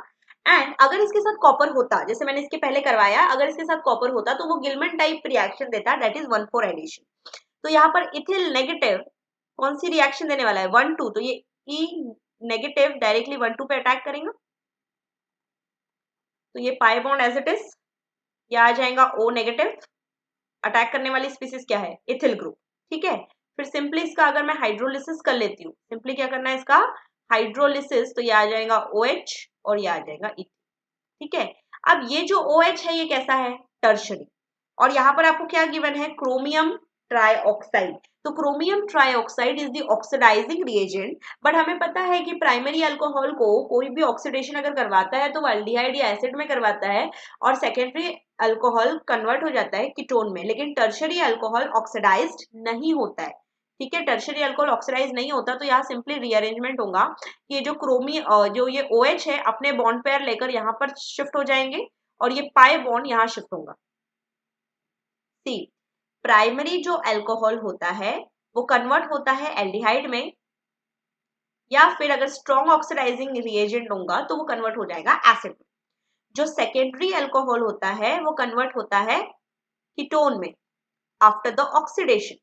टर्शरी अल्कोहल का ऑक्सीडेशन नहीं होता, बट अगर टर्शरी अलाइलिक अल्कोहल हो तो वो रीअरेंजमेंट कर कर ऑक्सीडेशन में पार्टिसिपेट करता है। मतलब ये अलाइलिक टर्शरी है तो ये OH अपने बॉन्ड पेयर लेकर इस कार्बन पर अटैक करेंगे जहां पर पाई बॉन्ड है, और ये पाई बॉन्ड यहाँ पर शिफ्ट हो जाएगा। देखिए पाई बॉन्ड यहाँ शिफ्ट हो रहा है, यहाँ ऑलरेडी ET है और यहाँ पर कौन आ रहा है, OH। अब ये OH क्या बन चुका है, after the rearrangement it is secondary. तो अगर हम इसका अब ऑक्सीडेशन करवाए तो सेकेंडरी अल्कोहल अभी बताया मैंने किसमें कन्वर्ट होता है, कीटोन में, यहाँ डबल बॉन्ड और ET एज इट इज, ठीक है। अब देखिए यहाँ पर क्या बनाया आप लोगों ने कि यहाँ पर एक डबल बॉन्ड है, यहाँ पर ET है और यहाँ पर कीटोन बना दिया, ठीक है। अब इसको गिवन आगे इसको ट्रीट किया गया है PPH3CH2 फॉस्फोरस इलाइड मतलब कौन सी रिएक्शन हो रही है यहाँ पर, विटिक रीअरेंजमेंट। तो फॉस्फोरस पॉजिटिव CH2 नेगेटिव, ये क्या करता है विटिक रीअरेंजमेंट में, कार्बोनिल कंपाउंड को ओलिफिन्स में कन्वर्ट करता है, मतलब ये CH2 नेगेटिव इस इलेक्ट्रोफिलिक सेंटर पे अटैक करेगा, पाई बॉन्ड इस ऑक्सीजन पर शिफ्ट हो जाएगा, और ये जो डबल बॉन्ड और ये ET ग्रुप है ये एज इट इज रहेंगे, ये आ जाएगा O नेगेटिव। अटैक करने वाली स्पीसीज है यहाँ पर CH2 और यहाँ पर है PPH3 पॉजिटिव। कौन सा इंटरमीडिएट बोलते हैं इसको, हम बीटेन इंटरमीडिएट बोलते हैं, ठीक है।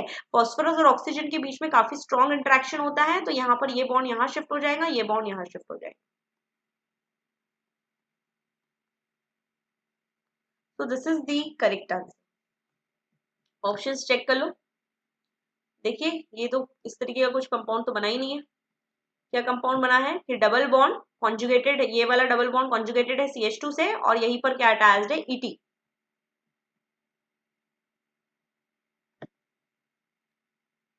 यहाँ पर डबल बॉन्ड आना चाहिए, ये डबल बॉन्ड यहाँ पर आना चाहिए, ऑप्शन में मिस्टेक है, ये जो डबल बॉन्ड है इसके साथ कॉन्जुगेटेड है और यहाँ पर है इथिल, ठीक है। तो बी ऑप्शन जो होगा वो करेक्ट आंसर होगा। Next question, please identify the reaction. कौन सी रिएक्शन है ये, आइडेंटिफाई करो जल्दी रिएक्शन को, कौन सी रिएक्शन है ये। CHO aldehyde group carbonyl group given है आपको यहाँ पर, और क्या गिवन है यहाँ पर TiCl3 in the presence of an copper zinc. So this reaction is nothing but McMurry reaction. McMurry reaction में भी हमें दो प्रोडक्ट्स मिलते हैं, एक मिलता है एल्कीन और दूसरा मिलता है डायोल, बट यहाँ पर डायल की कोई पॉसिबिलिटी नहीं है क्योंकि चारों ही ऑप्शन में क्या गिवन है, एल्कीन गिवन है और टेम्परेचर लोअर नहीं दिया हुआ है, तो हम यहाँ पर thermodynamically stable product that is alkene बनाने की सोचेंगे। और मैकमरी रिएक्शन में जो मैकेनिज्म फॉलो होता है वो रेडिकल मैकेनिज्म फॉलो होता है, ठीक है। देखते हैं इसको डिटेल में, क्या गिवन है आपको, फिनिल OMe डबल बॉन्ड और यहाँ पर अटैच्ड है एल्डिहाइड। इसमें हम दो मॉलिक्यूल्स हमें लगते हैं मैकमरी रिएक्शन में। जैसे मैंने बताया ये रेडिकल पाथवे फॉलो करता है, तो ये जो पाई बॉन्ड है ये ब्रेक हो जाएगा, ये जो पाई बॉन्ड है ये ब्रेक हो जाएगा कार्बोनिल सेंटर्स का। ये आ जाएगा OMe double bond H, oxygen पे एक रेडिकल बन जाएगा, एक रेडिकल यहाँ बन जाएगा। ठीक है, उसी तरीके से जो सेकेंड मॉलिक्यूल हमने लिया है उसको भी उसी तरीके से ब्रेक डाउन कीजिए। ऑक्सीजन पे एक रेडिकल बन जाएगा और एक रेडिकल कार्बन पे। ये कार्बन वाला रेडिकल और ये कार्बन वाला रेडिकल आपस में न्यू कार्बन कार्बन बॉन्ड बना लेंगे। Phenyl OMe double bond, oxygen पे एक रेडिकल आ जाएगा, हाइड्रोजन पे एक रेडिकल आ जाएगा। ठीक है, और ये जो OMe है double bond this hydrogen, oxygen पे जो रेडिकल था और ये रेडिकल आपस में क्या हो जाएंगे, कंबाइन होकर एक न्यू कार्बन कार्बन बॉन्ड बना लेंगे। ठीक है, इसके बाद अगर ये वाले बॉन्ड को अगर मुझे ब्रेक करना है तो यहाँ से मैं ये बॉन्ड को ब्रेक कर दूंगी। ठीक है, तो यहाँ से अगर मैं ये बॉन्ड को ब्रेक करती हूँ, यहाँ से भी मैं एक बॉन्ड को ब्रेक करती हूँ, तो यहाँ पर भी एक रेडिकल आ जाएगा और यहाँ पर भी एक रेडिकल आ जाएगा। फिर से ये रेडिकल आपस में मिलकर क्या बना देंगे, डबल बॉन्ड। इसको थोड़ा नॉर्मल फॉर्म में लिखते हैं, फिनिल OMe, ये डबल बॉन्ड ऑलरेडी था। देखिए ये कार्बन और ये कार्बन के बीच में एक नया डबल बॉन्ड बना है दिस,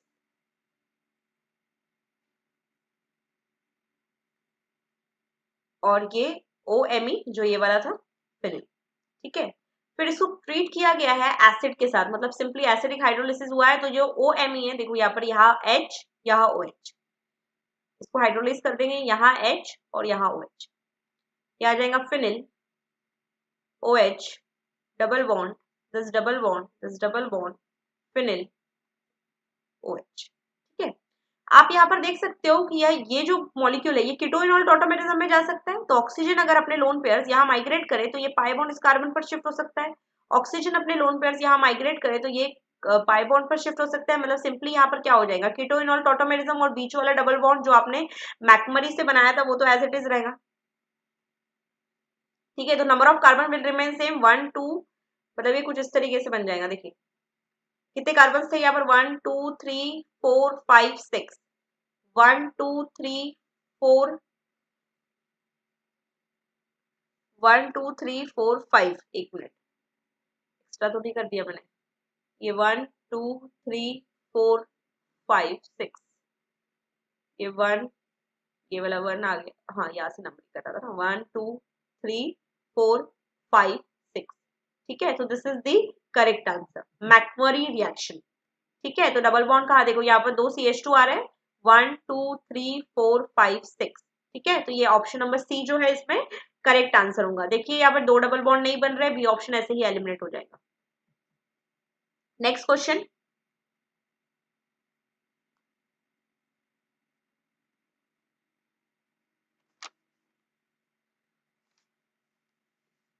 देखिए यहाँ पर आपको सब्स्टिट्यूटेड पिरिडीन है और जो सब्स्टिट्यूटेड अटैच्ड है पिरिडीन से वो है एल्डिहाइड, वो उसके थर्ड पोजीशन पर अटैच्ड। ठीक है, फिर यहाँ पर आपको एक्टिव मेथिलीन ईस्टर गिवन है। एक्टिव मेथिलीन क्या होता है कि जो CH2 ग्रुप है is sandwich between 2 electron withdrawing group, और यहाँ पर जो दो इलेक्ट्रॉन विड्रॉइंग ग्रुप है वो ईस्टर से बोलते हैं एक्टिव मेथिलीन कंपाउंड, जिसमें एक्टिव का मतलब होता है कि जिसमें जो मिथिलीन कंपाउंड है जो CH2 है इसके जो हाइड्रोजन से काफी ज्यादा एसिडिक होते हैं, क्योंकि इससे जो ये सैंडविच होता है 2 इलेक्ट्रॉन विड्रॉइंग ग्रुप के रिस्पेक्ट में, तो दोनों -R इफेक्ट के वजह से काफी ज्यादा क्या होता है, एसिडिक। ठीक है, और यहाँ पर क्या गिवन है, बेस। तो बेस के प्रेजेंस में आसानी से यहाँ से क्या हो जाएगा, प्रोटॉन एब्स्ट्रैक्ट हो जाएगा। तो इसका मैकेनिज्म देख लेते हैं। यहाँ पर ऑलरेडी आपको एक पिरिडीन की रिंग गिवन है, यहाँ पर है एल्डिहाइड। अब एल्डिहाइड के पास तो कोई भी अल्फा हाइड्रोजन प्रेजेंट नहीं है, तो यहाँ से तो प्रोटॉन एब्स्ट्रैक्ट होने नहीं वाला है। ठीक है, फिर यहाँ पर जैसे मैंने बताया कि एक्टिव हाइड्रोजन एटम प्रेजेंट है, तो यहाँ से प्रोटॉन एब्स्ट्रैक्ट कर देगा बेस, और इससे दोनों साइड से क्या अटैच्ड है, ईस्टर ग्रुप अटैच्ड। अब ये जो नेगेटिव है ये इस इलेक्ट्रोफिलिक सेंटर पे अटैक करके पाई बॉन्ड इस ऑक्सीजन पर शिफ्ट कर दे। ठीक है, तो यहाँ पर देखिए ये आ जाएगा OH, दिस हाइड्रोजन, अटैक करने वाली स्पीसीज है CH, और इसी से अटैच्ड है दो ईस्टर के मॉलिक्यूल। इसी से क्या अटैच्ड है, दो ईस्टर के मॉलिक्यूल अटैच्ड। ठीक है, अब सिंपली इसको हम ये इस तरीके से ट्रीट कर सकते हैं कि अगर मैंने इसको कंटिन्यूसली अगर सपोज हीटिंग प्रोसेस पे लगाया तो यहाँ से H और यहाँ से OH क्या बनकर निकल जाएगा, ये -H2, यहाँ से H और यहाँ से OH क्या बनकर निकल जाएगा, ये -H2।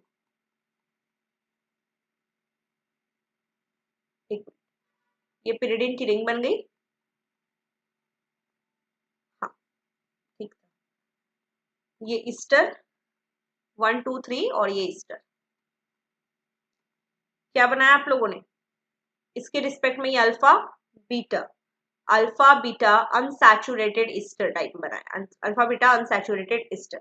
इस टाइप की रिएक्शन को अगर आपको याद होगा तो क्या बोला जाता है, नोवेंजल कंडेंसेशन। क्या बोला जाता है, Knoevenagel condensation, in which the active methylene compound in the presence of an base attacks on the electrophilic center, and after the removal of water we called as condensation, so this is known as Nobel condensation। ठीक है, फिर यहाँ पर आपको given है CH3 twice NH, तो अब ये नाइट्रोजन के लोन पेयर्स इसे 1,4 एडिशन रिएक्शन देंगे। तो देखिए ऑप्शन में क्या गिवन था आपको, सबसे पहले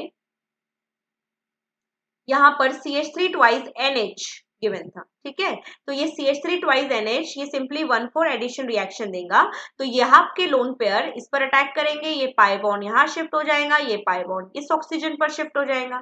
ठीक है, तो यहाँ पर देखिए क्या मिलने वाला है मुझे, ये बीटा पोजीशन पर ये नाइट्रोजन अटैक कर रहा है, मतलब यहाँ पे आ जाएगा नाइट्रोजन और इसी से क्या अटैच्ड है, 2 मिथाइल ग्रुप। ठीक है, और यहाँ पर CO2 ये सिंपली मैं डायरेक्टली 1,4 एडिशन रिएक्शन कर बता रही हूँ आपको, आई होप आपको समझ में आ रहा होगा।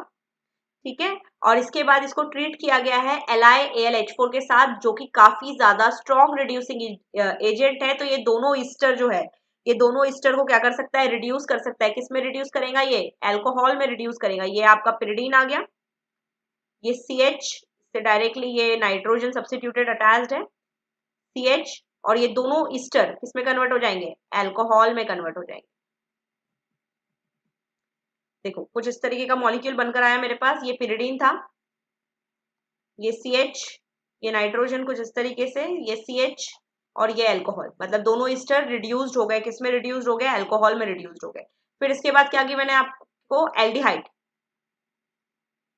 किसके प्रेजेंस में, लुइस एसिड के प्रेजेंस में। तो ऑब्वियस सी बात है कि बोरॉन के पास एम्प्टी p ऑर्बिटल प्रेजेंट होती है, तो ये ऑक्सीजन के लोन पेयर्स क्या करेंगे, इस बोरॉन के एम्प्टी p ऑर्बिटल पर अटैक कर देंगे या अपने लोन पेयर्स दे देंगे, मतलब इसे काफी ज्यादा स्ट्रॉन्ग इलेक्ट्रोफिलिक सेंटर बनाएंगे। ठीक है, अब ये काफी ज्यादा स्ट्रॉन्ग इलेक्ट्रोफिलिक सेंटर होने की वजह से ये जो ऑक्सीजन के लोन पेयर्स है, ये डायरेक्टली इसके इलेक्ट्रोफिलिक सेंटर पे अटैक करके ये पाई बॉन्ड ये ऑक्सीजन पर क्या कर सकता है, शिफ्ट करवा सकता है, सिंपल है।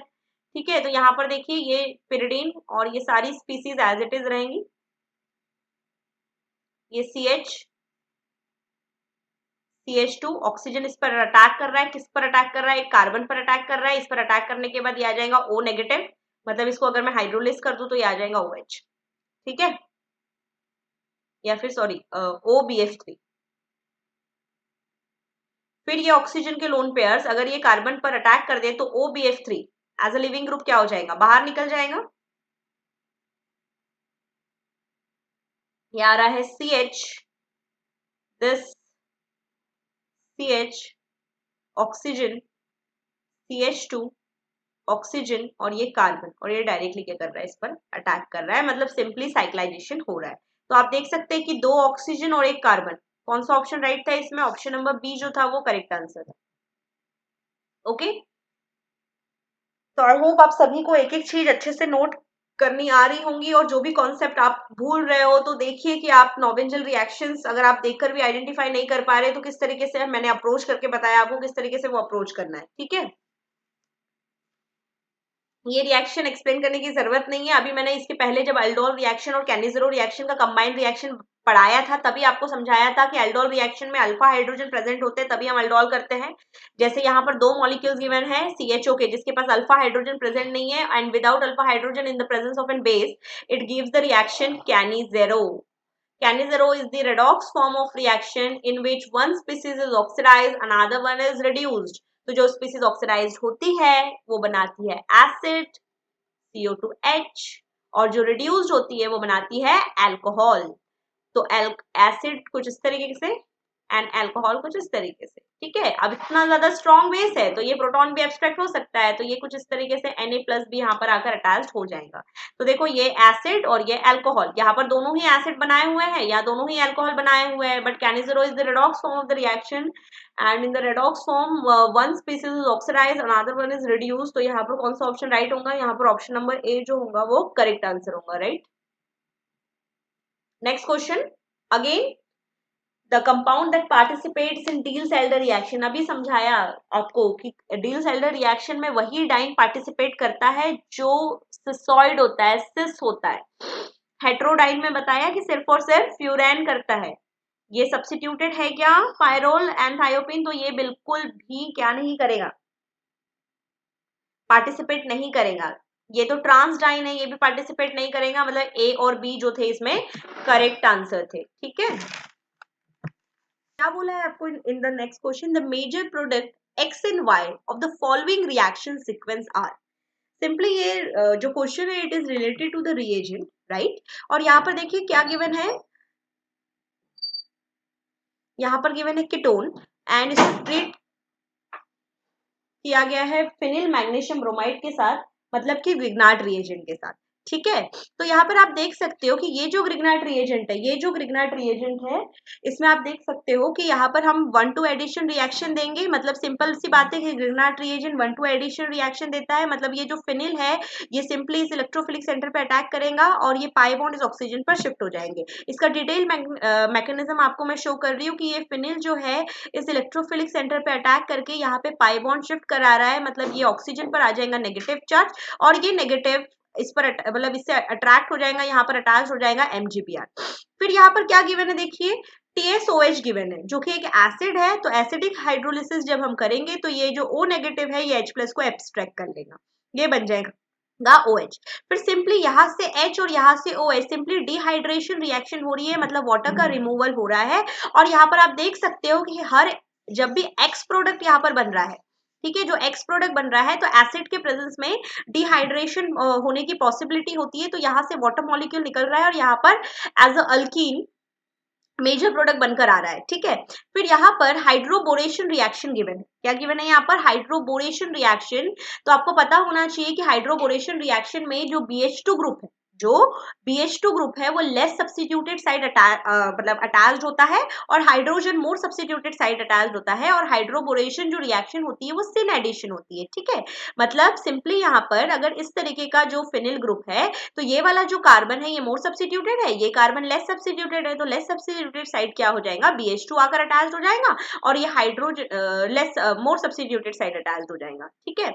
फिर सिंपली हम इसको किसके साथ ट्रीट करते हैं, BH2 हटाने के लिए H2O2 in the presence of an base, तो सिंपली ये क्या होगा, यहाँ पर BH2 को OH रिप्लेस कर देगा, बस ये डायरेक्ट हाइड्रोबोरेशन रिएक्शन यहाँ पर शो की गई है।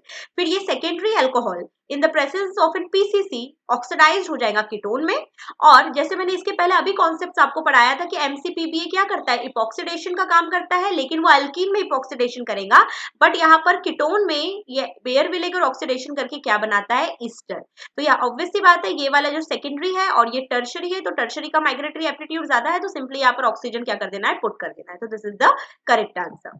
नेक्स्ट क्वेश्चन देखिए, in this next question, the major product form in the following reaction of styrene with an excess of lithium in liquid ammonia, मतलब यहाँ पर बर्च रिडक्शन कराना है स्टेराइन का, तो ये स्टीरीन का स्ट्रक्चर है, ठीक है। तो सिंपली देखो ये बेंजीन 1,4 डाइहाइड्रो कंपाउंड में कन्वर्ट हो जाएगी, राइट। और 1,4 डाइहाइड्रो कंपाउंड करने के बाद ये सिंपली देखो क्या हो रहा है, एक तरीके से आइसोमराइजेशन हो रहा है, या फिर आप इसको इस तरीके से ट्रीट कर सकते हो कि यहाँ पर देखिए मैं आपको सिंपल तरीके से समझाती हूँ कि ये जो स्टीरीन का स्ट्रक्चर है, ठीक है, अब ये जो ग्रुप अटैच्ड है it is kind of electron donating group, ठीक है।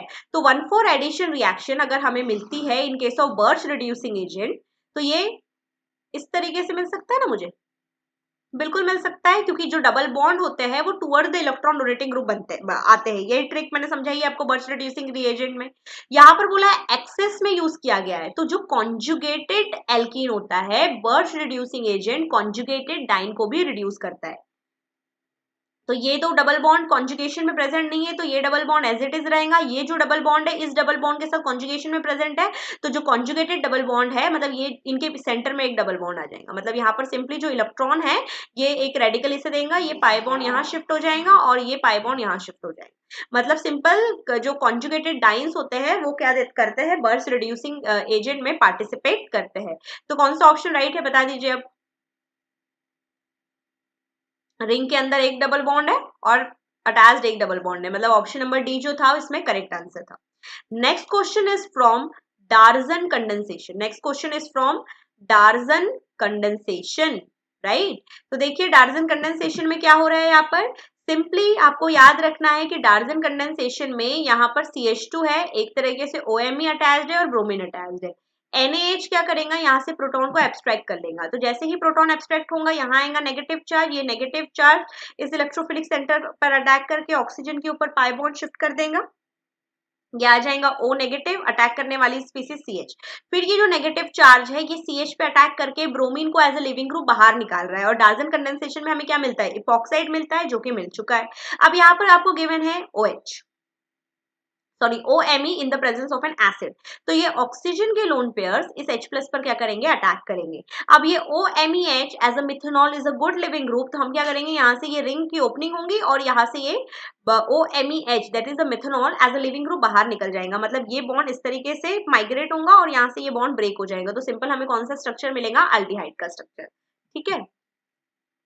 नेक्स्ट क्वेश्चन देखिए, it is a combined reaction of naming reaction that is Michael, aldol and Claisen। और क्या steps हुए हैं in order to transform into reactant into the product, ये हमें check करना है।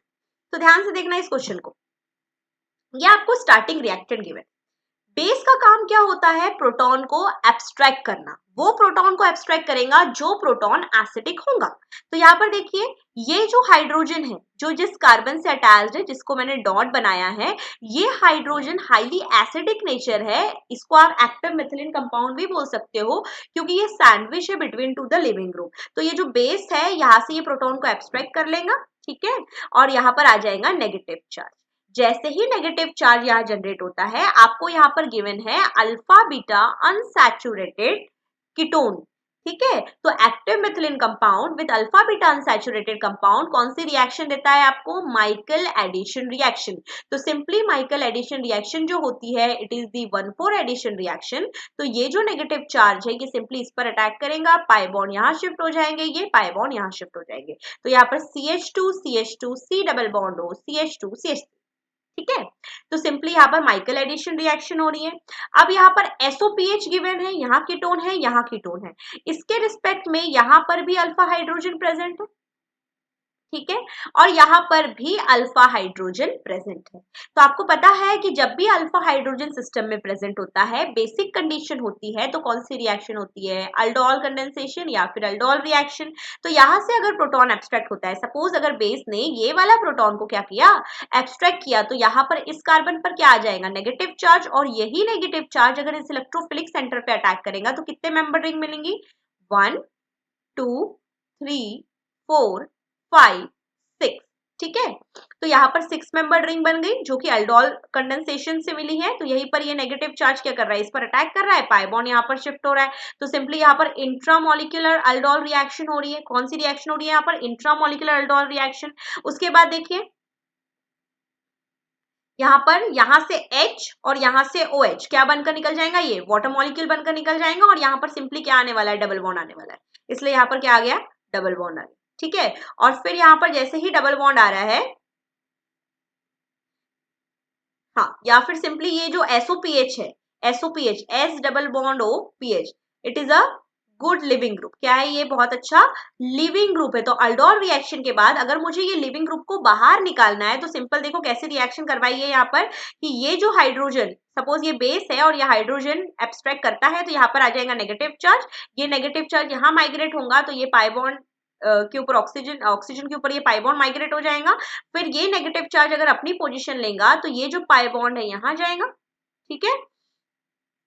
और यहाँ से OH को बाहर निकाल देगा। मतलब सिंपल है कि अगर आपने डायरेक्ट HOH को भी बाहर निकाल दिया तो यहाँ पर डबल बॉन्ड आने वाला है। तो इतना अगर कॉम्प्लिकेटेड समझ में नहीं आ रहा है तो यहाँ से H और यहाँ से OH क्या बनकर निकल गया, डबल बॉन्ड बनकर निकल गया। ठीक है, और ये यहाँ पर क्या अटैच्ड है, SOPH और ये हाइड्रोजन, तो ये सिन एलिमिनेशन देते हैं। याद रखना है आपको, ये कैसा एलिमिनेशन देते हैं, सिन एलिमिनेशन। तो यहाँ से H और यहाँ से SOPH, यहाँ से ये भी निकल गया तो यहाँ पर भी क्या आ जाएगा, डबल बॉन्ड। और यहाँ से OH और H निकाल दिया तो यहाँ पर भी क्या आ गया, डबल बॉन्ड। तो ये जो डबल बॉन्ड आया है ये वाटर मॉलिक्यूल एलिमिनेट होने की वजह से आया है। ये जो डबल बॉन्ड आया है ये SOPH हाइड्रोजन एलिमिनेट करने की वजह से आया है, that is the syn elimination.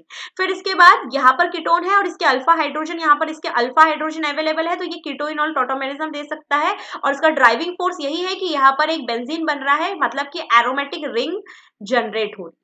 मतलब सबसे पहले जो रिएक्शन करवाई मैंने वो माइकल एडिशन करवाई, उसके बाद अल्डोल कंडेंसेशन कराया। अल्डोल कंडेंसेशन के बाद मुझे रिंग को क्या करवाना है, एरोमेटिक करवाना है। तो यहाँ से H और यहाँ से OH निकालकर यहाँ डबल बॉन्ड बनाया, SOPH और ये हाइड्रोजन निकालकर यहाँ डबल बॉन्ड बनाया और सिंपली इसका कीटोइनॉल टॉटोमेरिज्म कर दिया। तो सबसे पहले करवाया आपने 1,4 एडिशन, मतलब कि माइकल। ठीक है, क्लेजन कंडेंसेशन में हमेशा बोलती हूँ क्लेजन में ईस्टर प्रेजेंट रहता है, मतलब सी ऑप्शन तो ऐसे ही एलिमिनेट हो गया। फिर किया हमने अल्डोल कंडेंसेशन, सिन एलिमिनेशन के हेल्प से हमने SOPH को बाहर निकाला और कीटोइनॉल टॉटोमेरिज्म कर ये कंप्लीट हमने एरोमेटिक रिंग जनरेट की। मतलब यहाँ पर ऑप्शन नंबर ए जो है वो करेक्ट आंसर है। Okay, this is also very important question. यहाँ पर आपको गिवन है PPH3 double bond CH CO2 ET। ठीक है, अगर मैं ये वाले डबल बॉन्ड को ब्रेक करती हूँ तो यहाँ पर आएगा पॉजिटिव और ये आएगा नेगेटिव। तो ये आपने आइडेंटिफाई कर लिया होगा कि ये जो है ये क्या है, आपका फॉस्फोराजिलाइड। और फॉस्फोराजिलाइड का सिंपल मतलब होता है विटिक। और विटिक में दो तरीके के इलाइड्स होते हैं, एक होता है स्टेबल इलाइड और एक होता है अनस्टेबल इलाइड। मैंने बहुत काफी डिटेल में यूट्यूब पे विटिक रिएक्शन से रिलेटेड वीडियो डाला है, अगर आपने नहीं देखा है तो आप बिल्कुल देख सकते हो। कि स्टेबल इलाइड वो इलाइड्स होते हैं जिसमें negative charge electron withdrawing group के साथ क्या करता है, कॉन्जुगेशन में पार्टिसिपेट करता है। और स्टेबल इलाइड आपको E एल्कीन देती है जनरली। ओके, और अनस्टेबल इलाइड आपको कौन सा एल्कीन देती है, Z एल्कीन देती है एज दी मेजर प्रोडक्ट। अब ये नेगेटिव चार्ज इस ईस्टर ग्रुप के साथ कॉन्जुगेशन में जाने की वजह से, मतलब इलेक्ट्रॉन विड्रॉइंग ग्रुप होने की वजह से ये इसको स्टेबल इलाइड बनाती है। और स्टेबल इलाइड मुझे क्या देने वाली है, E एल्कीन देने वाली है। ठीक है, तो जहां पर भी Z एल्कीन बना हुआ है वो ऑप्शन तो तुरंत ही एलिमिनेट हो जाएंगे। अब क्वेश्चन ये आता है कि विटिक का तो मैकेनिज्म मैंने अभी इसके पहले आपको बता दिया है, लेकिन यहाँ पर कीटोन है और एल्डिहाइड है, तो ये जो फॉस्फोराजिलाइड है किस पर अटैक करेगी, क्योंकि फॉस्फोराजिलाइड तो कार्बोनिल कंपाउंड पर अटैक करके उसको अल्कीन में कन्वर्ट कर देती है। अकॉर्डिंग टू द ऑप्शन सारे कीटोन एज इट इज है और सिर्फ रिएक्शन एल्डिहाइड में हुई है। तो इसका सिंपल सा कॉन्सेप्ट है कि एल्डिहाइड की रिएक्टिविटी ज्यादा होती है किसी कंपेरिजन में, कीटोन के कंपेरिजन में, क्योंकि aldehyde is more electrophilic compare to the ketone. Okay, तो सिंपली यहाँ पर रिएक्शन हुई है विटिक की रिएक्शन, और कौन सा एल्कीन बनने वाला है, ई एल्कीन बनने वाला है, क्योंकि जो फॉस्फोराजिलाइड है वो कैसा है, स्टेबल प्रोडक्ट है। ठीक है, तो यहाँ पर देखिए सिंपली यहाँ पर एल्कीन, यहाँ पर पॉजिटिव, ये नेगेटिव, और यहाँ पर आपको एक विटिक रिएक्शन का फिर से मैं मैकेनिज्म करके बता रही हूँ ताकि आपको याद रहे, क्योंकि विटिक रिएक्शन बहुत ही ज्यादा इंपॉर्टेंट रिएक्शन है। PPH3 positive, CH negative, CO2 ET। ये नेगेटिव इस इलेक्ट्रोफिलिक सेंटर पे अटैक करके पाई बॉन्ड ये ऑक्सीजन पर शिफ्ट करा देगा। ठीक है, ये double bond as it is, ये keto group as it is, ये हाइड्रोजन एज इट इज, ये आ गया O नेगेटिव। अटैक करने वाली स्पीसीज है CH CO2 ET, इसी से अटैच्ड है PPH3 पॉजिटिव, ये बना देगा बिटेन एज इंटरमीडिएट, ये बॉन्ड यहाँ शिफ्ट, ये बॉन्ड यहाँ शिफ्ट। कौन सा एल्किन बनने वाला है, E alkene as the major product बनने वाला है। सिंपल सा रीजन है कि यहाँ पर जो एल्किन बना है वो E इसीलिए बना है क्योंकि यहाँ पर स्टेबल फॉस्फोराजिलाइड यूज किया गया है। तो जैसे ही ये आपको बॉन्ड्स दिखाई दे रहे हैं तो ये आपको सिस्डाइन दिखाई दे रहा है। कैसे दिखाई दे रहा है, सिस्डाइन दिखाई दे रहा है, और एक एल्कीन यहाँ पर गिवन है जो कि डाइनोफाइल की तरह वर्क करेगा। तो एक बार अगर डाइनोफाइल मिल जाता है मतलब सिंपल डील सेल्डर रिएक्शन होने वाली है यहाँ पर। तो सिंपली यहाँ पर 4+2 साइक्लो एडिशन हुआ।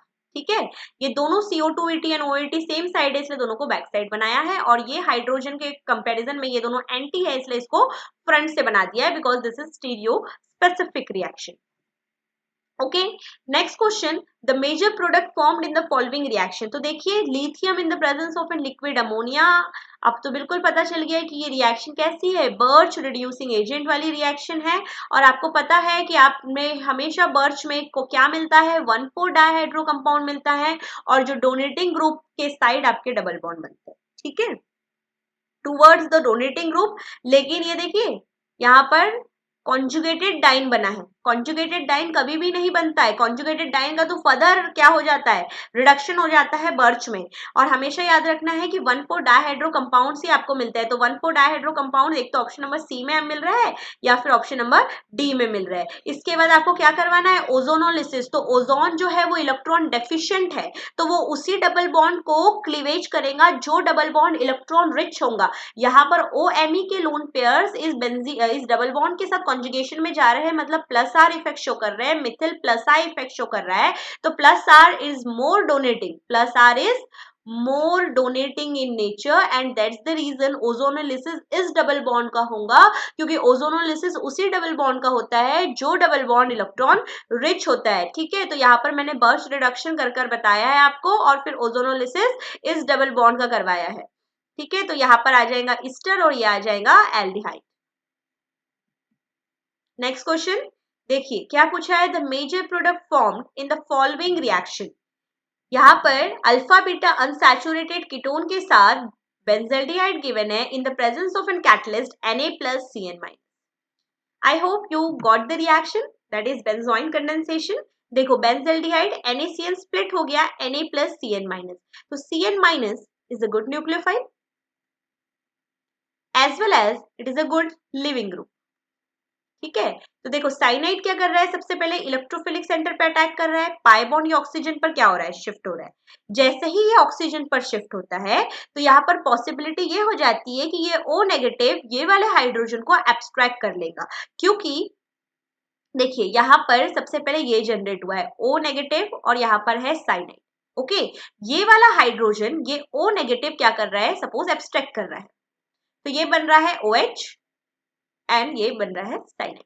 ठीक है, तो अब ये क्वेश्चन आता है कि कौन सा एनायन ज्यादा स्टेबल है, कार्बन पर जो एनायन है वो स्टेबल है या ऑक्सीजन पर जो एनायन है वो स्टेबल है। नो डाउट कि ऑक्सीजन एक इलेक्ट्रोनेगेटिव एलिमेंट है तो उस पर नेगेटिव चार्ज स्टेबल रहेगा, बट अगर कार्बन पर यहाँ पर नेगेटिव चार्ज आता है तो ये नेगेटिव चार्ज इस इलेक्ट्रॉन विड्रॉइंग ग्रुप के साथ कॉन्जुगेशन में पार्टिसिपेट कर रहा है, इसलिए ये वाला स्ट्रक्चर क्या है, ज्यादा स्टेबल है। और ये कॉन्जुगेशन में पार्टिसिपेट कर रहा है, मतलब ये जो सेंटर है वो कैसा सेंटर हो गया, सॉफ्ट सेंटर हो गया, मतलब ये 1,4 एडिशन रिएक्शन देगा। जो आपको गिवन है अल्फा बीटा अनसैचुरेटेड, तो यहाँ पर ये 1,4 एडिशन रिएक्शन देगा, तो ये नेगेटिव चार्ज डायरेक्टली इसके अनसैचुरेटेड पाई बॉन्ड्स पर अटैक करेगा और ये 1,4 एडिशन रिएक्शन देगा। ठीक है, जैसे ही ये 1,4 एडिशन रिएक्शन दे रहा है, देखिए ये पाई बॉन्ड यहां शिफ्ट हो रहा है O-, मतलब ये कुछ इस तरीके से बनकर आ रहा है, सिंपली डबल बॉन्ड हो, क्योंकि ये 1,4 एडिशन रिएक्शन दे रहा है। ये आ रहा है फिनिल, ये OH और ये आ रहा है साइनाइड, 1 2 3 4। ठीक है, फिर जैसे मैंने बताया कि एक बार न्यूक्लियोफाइल की तरह वर्क कर दिया, और साइनाइड क्या है, बहुत अच्छा लिविंग ग्रुप, तो ये ऑक्सीजन के लोन पेयर्स अगर फिर से माइग्रेट करेंगे, कीटोन बनाएंगे, तो यहाँ से cyanide as a leaving group क्या हो जाएगा, बाहर निकल जाएगा। ये आ रहा है phenyl double bond O, so this is the correct answer. The major product formed in the following reaction is, यहाँ पर भी अल्फा हाइड्रोजन प्रेजेंट है, इसके रिस्पेक्ट में ये भी अल्फा हाइड्रोजन है, एसिडिक अल्फा हाइड्रोजन, ये भी एसिडिक अल्फा हाइड्रोजन, और बेस के साथ रिएक्शन गिवन है, एसिडिक अल्फा हाइड्रोजन प्रेजेंट है। आपको पता चल गया होगा कि कौन सी रिएक्शन होने वाली है, अल्डोल कंडेंसेशन। ठीक है, अब देखिए अगर यहां से प्रोटॉन एब्स्ट्रैक्ट होता है और इस इलेक्ट्रोफिलिक सेंटर पे अटैक करता है, तो 1 2 3 4 5 6 7 मेंबर रिंग मिलती है। बल्कि अगर मैं ये CH2 से प्रोटॉन को एब्स्ट्रैक्ट करवाकर इस एल्डिहाइडिक सेंटर पे अगर अटैक करवाती हूँ, तो 1 2 3 4 5 मेंबर रिंग मिलती है। ठीक है, फिर यहाँ पर अगर इस वाले प्रोटॉन को एब्स्ट्रैक्ट करवाकर अगर इस पे अटैक करा दे, तो 1 2 3 4 5, मतलब 5 मेंबर रिंग जनरली मुझे यहाँ पर मिल रही है। ठीक है, तो 7 मेंबर रिंग वाला जो ऑप्शन है वो वैसे ही एलिमिनेट कर दो, और 6 मेंबर रिंग की तो कोई पॉसिबिलिटी दिखाई नहीं दे रही है मुझे। अब क्वेश्चन ये आता है कि जो 5 मेंबर रिंग है, अगर प्रोटॉन एब्स्ट्रैक्ट करवाया तो अल्डिहाइड पे अटैक करेगा या फिर कीटोन पे अटैक करेगा। ठीक है, तो यहाँ पर देखिए ये जो अल्डिहाइड है इसके बाजू में ये वाला हाइड्रोजन ज्यादा एसिडिक होगा, तो वो हाइड्रोजन एब्स्ट्रैक्ट होगा, या कीटोन के बाजू में जो हाइड्रोजन है अगर वो एसिडिक होगा तो वो एब्स्ट्रैक्ट होगा। तो जैसे अभी इसके पहले बताया कि एल्डिहाइड जो है वो ज्यादा रिएक्टिव होता है किसी कंपैरिजन में कीटोन, मतलब aldehyde is more powerful electron withdrawing group compare to the ketone. तो ये वाला प्रोटॉन इजीली एब्स्ट्रैक्ट होगा, तो बेस यहाँ से प्रोटॉन को एब्स्ट्रैक्ट करेगा, यहाँ आएगा नेगेटिव चार्ज, ये नेगेटिव चार्ज इस कीटोन पे अटैक करके ये पाई बॉन्ड इस ऑक्सीजन पर शिफ्ट कर देगा। तो सिंपली यहाँ पर 5 मेंबर रिंग आपको दिखाई दे रही है, फिर वाटर का एलिमिनेशन हो रहा है, तो this is simply aldol condensation. Next question, this is also very important. क्या लिखा हुआ है? Correct reagent for the following conversion.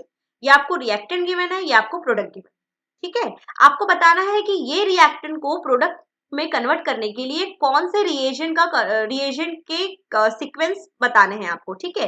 तो देखिए ये डबल बॉन्ड है, सबसे पहले इसको OSO4, इसका सॉल्यूशन देखिए ध्यान से, इसको OSO4 के साथ ट्रीट किया गया है, जो जिसका काम क्या है, फंक्शन क्या है, डाइहाइड्रोक्सिलेशन।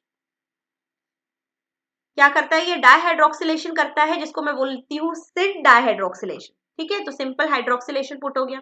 अब यहाँ पर है PCC, तो PCC is the oxidising agent, ये है प्राइमरी अल्कोहल, और ये यहाँ पर क्या दिखाई दे रहा है, ये है टर्शरी सेकेंडरी अल्कोहल। तो सेकेंडरी अल्कोहल कीटोन में कन्वर्ट हो जाएगा, प्राइमरी अल्कोहल सबसे पहले कन्वर्ट होता है एल्डिहाइड में, और फिर फर्दर अगर उसकी रिएक्शन करते हैं तो फिर इसमें किसमें कन्वर्ट हो जाता है, एसिड, ठीक है। और फिर यहाँ पर गिवन है बेसिक कंडीशन। तो बेसिक कंडीशन में बेस अगर देखो, सबसे पहले यहाँ पर कीटोन है और ये एसिड है, तो ketone is more electrophilic compare to the acid. तो यहाँ पर जब न्यूक्लियोफाइल है ये मोर इलेक्ट्रोफिलिक सेंटर पे अटैक करेगा और ये पाई बॉन्ड ऑक्सीजन पर शिफ्ट हो जाएंगे, ठीक है। तो जैसे यहाँ पर इंट्रामोलिकुलर कैनिजेरो रिएक्शन हो रही है, क्योंकि यहाँ पर जो बेस गिवन है और यहाँ पर कीटोन गिवन है, तो ये ऑक्सीजन पर क्या आ जाएगा, O नेगेटिव, ठीक है। ये आ रहा है यहाँ पर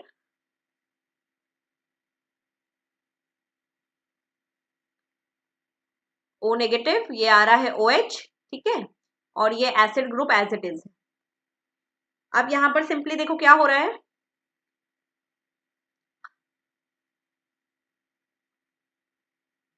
एक मिनट। तो ये जो हाइड्रोजन है देखो, ये O नेगेटिव ये हाइड्रोजन को एब्स्ट्रैक्ट कर सकता है, ठीक है। जैसे ये हाइड्रोजन को एब्स्ट्रैक्ट कर लेगा, यहाँ पर क्या बन जाएगा, OH, OH, C double bond O negative, ठीक है। अब यहाँ पर ये पॉसिबिलिटी है कि ये ऑक्सीजन अपने लोन पेयर फिर से यहाँ पर माइग्रेट कर दे, तो OH को बाहर निकाल सकता है, क्या आ जाएगा, डबल बॉन्ड O।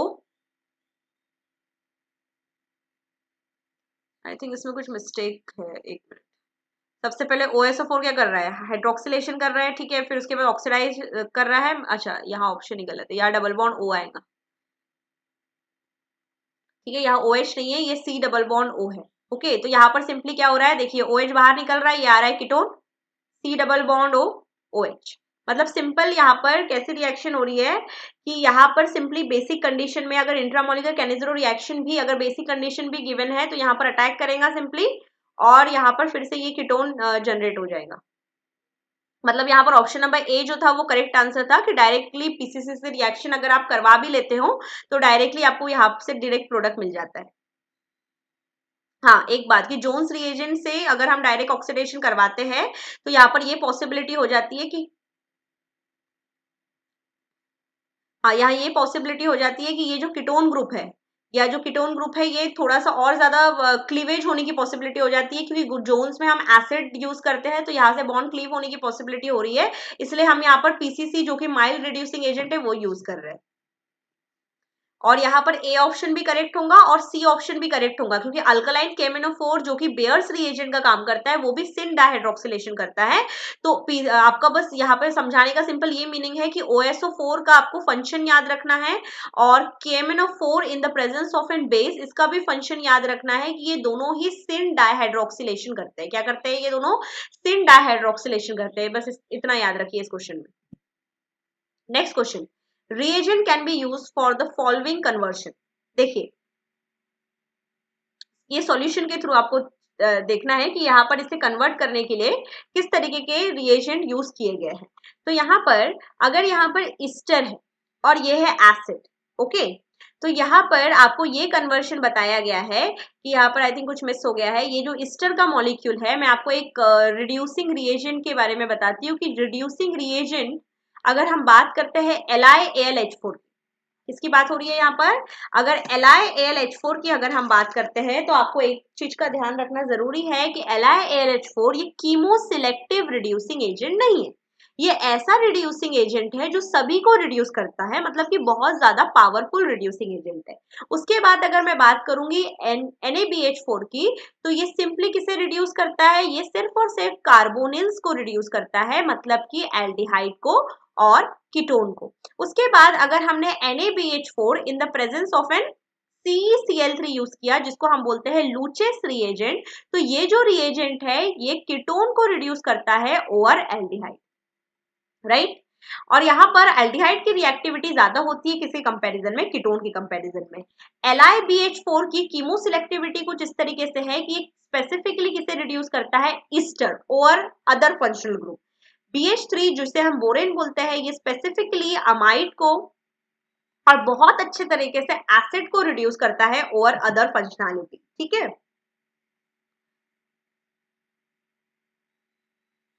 तो यहाँ पर क्या गिवन है, BH3 गिवन है, तो यहाँ पर ये ईस्टर को रिड्यूस नहीं करेगा। जैसे मैंने बताया कि BH3 किसे रिड्यूस करता है, अमाइड और एसिड को, तो एसिड को तो ये बहुत ही अच्छे तरीके से रिड्यूस करता है। तो यहाँ पर ईस्टर एज इट इज है, तो सिंपली आपको क्या करना है, देखिए ETOC डबल बॉन्ड O, ये BH3 ईस्टर को रिड्यूस नहीं करेगा। ये किसे रिड्यूस करेगा, सिंपली एसिड को रिड्यूस करेगा। और फिर ये ऑक्सीजन के लोन पेयर्स, क्योंकि H+ in the presence of an H2, ये एसिड के लोन पेयर्स इस इलेक्ट्रोफिलिक सेंटर पे अटैक करके OET को एज ए लिविंग ग्रुप बाहर निकाल सकते हैं, मतलब कुछ इस तरीके का प्रोडक्ट मिलेगा, ठीक है। फिर अगर मैं बात करती हूँ LiBH4, तो ये स्पेसिफिकली किससे रिड्यूस करेगा, ईस्टर को रिड्यूस करेगा। किससे रिड्यूस करेगा, ये सिंपली ईस्टर को रिड्यूस करेगा। तो ईस्टर को किस तरीके से रिड्यूस कर रहा है, देखिए ये एसिड को रिड्यूस नहीं करेगा, ये एसिड एज इट इज रहेगा, 1 2 3 4, 1 2 3 4, ठीक है। और फिर ये ऑक्सीजन के लोन पेयर्स इस पर अटैक करेंगे और OH as a leaving group बाहर निकल जाएगा, तो साइक्लाइजेशन होगा। तो आपको सबसे पहले reagent can be use for the following conversion, आपको ये क्वेश्चन कुछ इस तरीके से था कि ये आपको एक क्वेश्चन गिवन था कि एक ये बनाना है, ठीक है। और देखिए इसको अगर मैंने इस पे अटैक करा दिया, तो ये ऑक्सीजन और ये एसिड, मतलब ये double bond O, CH2 CH2, this is CH2 CH2 CH2 and this is CH2, ठीक है। फिर यहाँ पर CH2 and this oxygen, okay, 6 member की रिंग मिल रही है। एक ऑक्सीजन राइट हैंड साइड आ रहा है, एक ऑक्सीजन लेफ्ट हैंड साइड आ रहा है। तो जो राइट हैंड साइड वाला ऑक्सीजन आ रहा है उसमें कीमो सिलेक्टिविटी ये बतानी है कि BH3 स्पेसिफिकली एसिड को रिड्यूस करता है किसी कंपैरिजन में, ईस्टर के कंपैरिजन में, और LiBH4 किसे रिड्यूस करता है, ईस्टर को रिड्यूस करता है किसी कंपैरिजन में, एसिड के कंपैरिजन में, जिसको हम कीमो सिलेक्टिविटी बोलते हैं, ठीक है। और NaBH4 का भी फंक्शन मैंने आपको बताया कि NaBH4 स्पेसिफिकली किसे रिड्यूस करता है, एल्डिहाइड एंड कीटोन को, जिसमें एल्डिहाइड की रिएक्टिविटी ज्यादा होती है compare to the ketone. LiAlH4 का क्या फंक्शन है, सभी को रिड्यूस कर देगा, कोई स्पेसिफिसिटी नहीं होती। नेक्स्ट क्वेश्चन क्या लिखा हुआ है, the number of possible product formed in the following reaction. Number of possible product यहाँ पर आपको पूछा गया है। मैं इसको फिर से रिपीट नहीं करूंगी क्योंकि ये सिंपली आपको फॉस्फोरेसिलाइड है, जिसके मैंने 3 क्वेश्चन ऑलरेडी आपको करवा दिए हैं। फॉस्फोरेसिलाइड का मतलब होता है विटिक रिएक्शन, और विटिक रिएक्शन स्पेसिफिकली कार्बोनिल को किसमें कन्वर्ट कर देती है, कार्बोनिल को कन्वर्ट कर देती है ओलिफिन्स में, कार्बोनिल को कन्वर्ट कर देती है ओलिफिन्स में। उसी तरीके से मैंने आपको बताया कि यहाँ पर फॉस्फोरेसिलाइड 2 टाइप्स के होते हैं, एक होता है स्टेबल इलाइड, स्टेबल इलाइड वो होता है जिससे इलेक्ट्रॉन विड्रॉइंग ग्रुप अटैच्ड होते हैं, एक होता है अनस्टेबल इलाइड जिससे इलेक्ट्रॉन डोनेटिंग ग्रुप अटैच्ड होता है। तो इलेक्ट्रॉन विड्रॉइंग ग्रुप अगर स्टेबल इलाइड से अटैच्ड होते हैं तो ई एल्किन मुझे मिलता है, और यहाँ डोनेटिंग ग्रुप से अटैच्ड होंगे तो जेड एल्किन मिलेगा। ये दोनों, ये रिएक्शन में पर्टिकुलरली अगर मैं ये बॉन्ड को ब्रेक करती हूँ तो फॉस्फोरस पे पॉजिटिव चार्ज आएगा, कार्बन पर नेगेटिव चार्ज आएगा, और इससे CH3 अटैच्ड है जिसका इफेक्ट प्लस आई है, जिसको मैं इलेक्ट्रॉन डोनेटिंग ग्रुप की कैटेगरी में डाल सकती हूँ। मतलब मुझे डेफिनेटली जेड एल्किन की पॉसिबिलिटी ज्यादा है, ठीक है। और ये किसे रिएक्शन में पार्टिसिपेट करता है, कार्बोनिल। कार्बोनिल में क्या आ जाता है, एक तो एल्डिहाइड आ जाता है या फिर कीटोन आ जाता है। तो ये कीटोन है, ये एल्डिहाइड है, मतलब ईस्टर को ये बिल्कुल भी रिएक्ट रिएक्शन में पार्टिसिपेट नहीं करेगा, सिर्फ और सिर्फ कीटोन और अल्डिहाइड ही मिलेंगे, ठीक है। तो यहाँ पर देखिए कीटोन के साथ एक प्रोडक्ट मिलेगा और सिंपली अल्डिहाइड के साथ एक मिलेगा, मतलब दो प्रोडक्ट तो बिल्कुल पॉसिबल है। तो जैसे ही आप रिएक्शन करवाओगे तो यहाँ पर आपको दो प्रोडक्ट मिलेंगे मेजर वाले, कि कीटोन के साथ जब करोगे तो एक ओलिफिन मिलेगा जिसमें Z आइसोमर जो होगा वो मेजर होगा, ठीक है। अल्डिहाइड के साथ जब रिएक्शन कराओगे जब भी Z मिलेगा, क्योंकि यहाँ पर अनस्टेबल फॉस्फोरसलाइड है, और Z जो होगा मेजर होगा, ठीक है। और यहाँ पर दो और प्रोडक्ट मिलेंगे जो कि मिलेगा ई एल्किन, लेकिन वो प्रोडक्ट कैसे मिलेंगे, माइनर। तो यहाँ पर चार पॉसिबल प्रोडक्ट है, आपको पूछा है नंबर ऑफ पॉसिबल प्रोडक्ट, तो पॉसिबल प्रोडक्ट तो चार है, लेकिन अगर मेजर प्रोडक्ट पूछता है तो सिर्फ दो।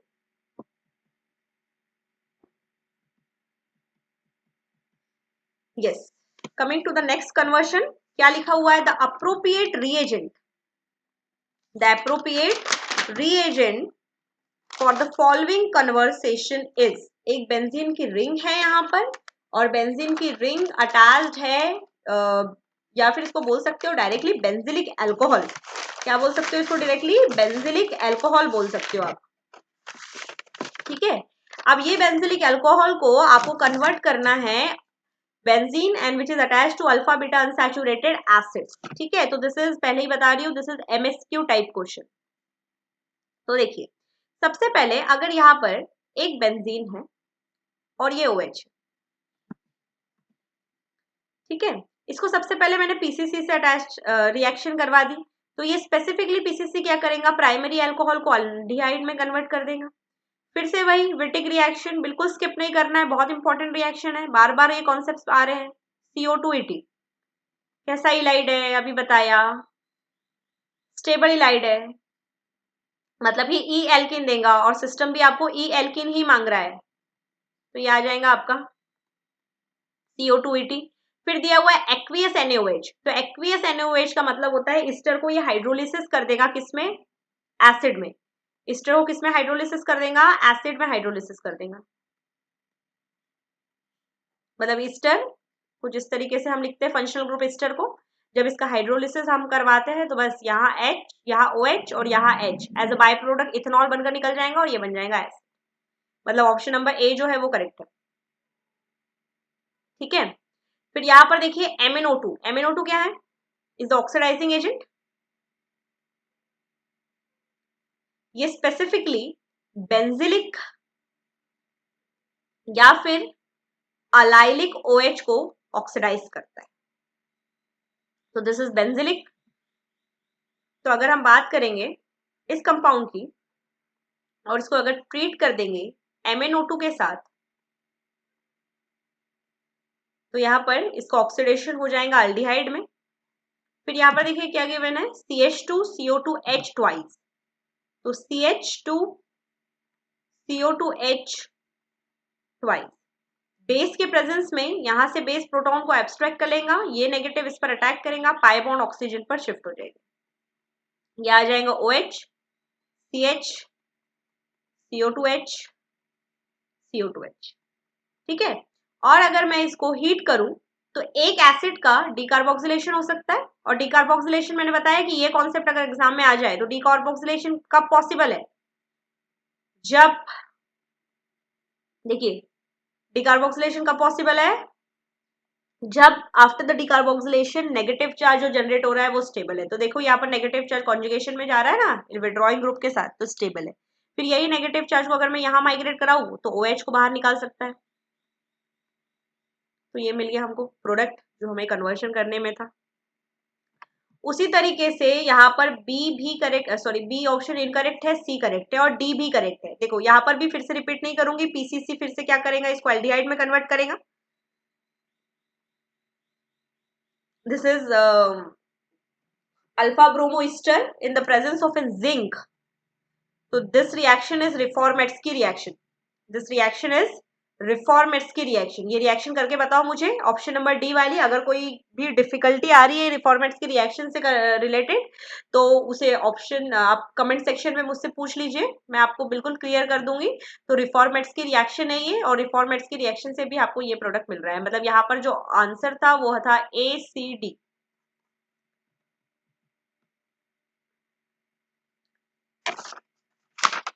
नेक्स्ट क्वेश्चन क्या पूछा है, which one of the following option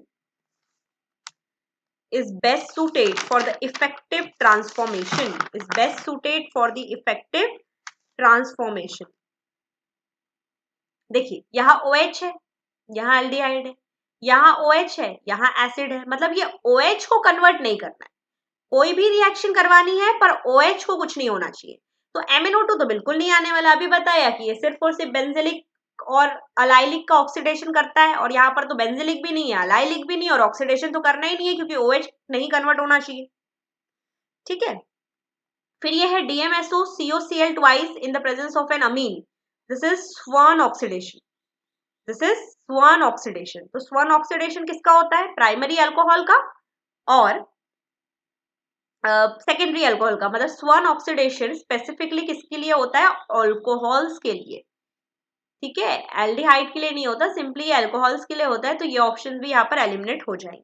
ठीक है, फिर यहाँ पर aluminium OIPR thrice MPV oxidation, तो MPV में भी मीरविन पॉन्ड्रोफ वर्ले रिएक्शन में भी क्या होता है कि सिंपली वो भी अल्कोहल को ऑक्सीडाइज कर देता है, तो यहाँ पर तो मुझे अल्कोहल को ऑक्सीडेशन करना नहीं है, तो मेरे लिए सी ऑप्शन भी एलिमिनेट हो जाएगा। तो यहाँ पर करेक्ट आंसर क्या आ जाएगा, ऑप्शन नंबर डी, कि जो सिर्फ और सिर्फ एल्डिहाइड को ऑक्सीडाइज करेगा एसिड में, अल्कोहल को बिल्कुल भी ऑक्सीडाइज नहीं करेगा क्योंकि इट इज वेरी माइल्ड, या फिर ये स्पेसिफिकली टेस्ट होती है जिसको बोला जाता है टॉलेंस रिएजेंट, इसका नाम है टॉलेंस रिएजेंट या टॉलेंस टेस्ट होती है, जो सिंपली एल्डिहाइड को किसमें कन्वर्ट कर देती है, एसिड में कन्वर्ट कर देती है, either in the presence of A ketone भी हम इसको आइडेंटिफाई कर सकते हैं कि कीटोन और एल्डिहाइड में अगर आइडेंटिफिकेशन करना है तो हम टॉलेंस रिएजेंट का यूज करते हैं जो स्पेसिफिकली एल्डिहाइड को एसिड में कन्वर्ट कर देती है। Next question, very important, the reaction of 2,4 डाइनाइट्रोफ्लोरोबेंजीन, क्या बोल रहा है, बेंजीन बोला, ठीक है, 2,4 डाइनाइट्रो, नाइट्रो ग्रुप लगा दो, fluorobenzene with the hydrazine, what is hydrazine, NH2 NH2 produce a yellow orange solid which is X। तो देखिए यहाँ पर, अब यहाँ पर देखिए एरोमेटिक न्यूक्लियोफिलिक सब्स्टिट्यूशन रिएक्शन जो होती है दो मैकेनिज्म से होती है, मैं specifically aromatic nucleophilic substitution reaction bye molecular की बात कर रही हूँ। तो एक पाथवे होता है आपका एडिशन एलिमिनेशन, दूसरा पाथवे होता है आपका एलिमिनेशन एडिशन, जिसको आप बेंजाइन मैकेनिज्म बोलते हैं।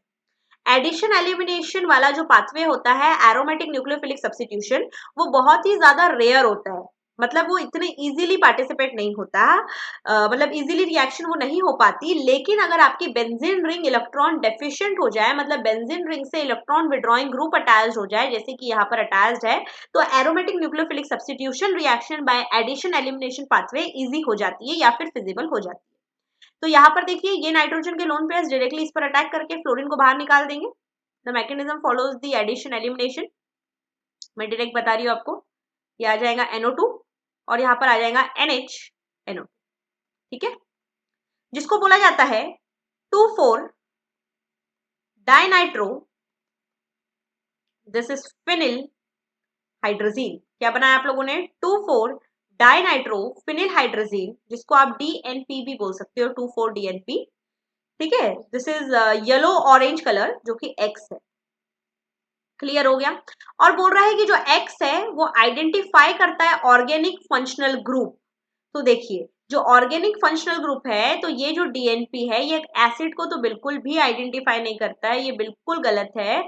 ये सिर्फ और सिर्फ किसको आइडेंटिफाई करता है, ये आइडेंटिफाई करता है कार्बोनिल कंपाउंड को, आइदर एल्डिहाइड और कीटोन। तो यहाँ पर कीटोन तो ऑप्शन में है नहीं, तो हमारे को पता चल गया कि किसे आइडेंटिफाई करता है, एल्डिहाइड को आइडेंटिफाई करता है।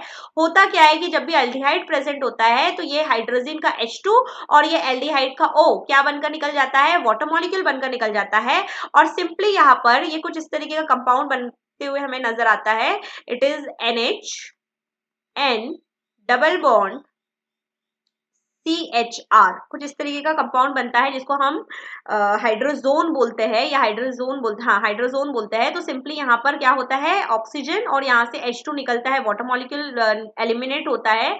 तो ये सिंपली किस रिएक्शन में होता है, कार्बोनिल्स में होता है। तो this is the use to identify the organic functional group that is carbonyl compound. ठीक है, तो हाइड्रोजीन अगर ये कंपाउंड इस तरीके से कॉम्पैक्ट रहेगा तो ये तो एल्डिहाइड के साथ रिएक्शन में पार्टिसिपेट ही नहीं कर पाएगा, इसलिए कौन सा ऑप्शन राइट था इसमें, option number B. Next question is from Cram's rule. ठीक है, अगर आपके फंक्शनल ग्रुप के अल्फा पोजीशन पर कायरल सेंटर प्रेजेंट है, ठीक है, तो वहां पर क्या लगता है, क्रैम्स रूल लगता है। अगर अल्फा पोजीशन पर lone pair containing group present होता तो एंटी क्रैम्स लगता है, लेकिन यहाँ पर अल्फा पोजीशन पर कोई भी लोन पेयर कंटेनिंग ग्रुप नहीं है, तो सिंपली यहाँ पर क्रैम्स रूल लगेगा। एक सिंपल ट्रिक से इसको सॉल्व करवा रही हूं मैं। देखिए, ये लार्जर ग्रुप है, ये स्मॉलर ग्रुप है और ये मीडियम ग्रुप है।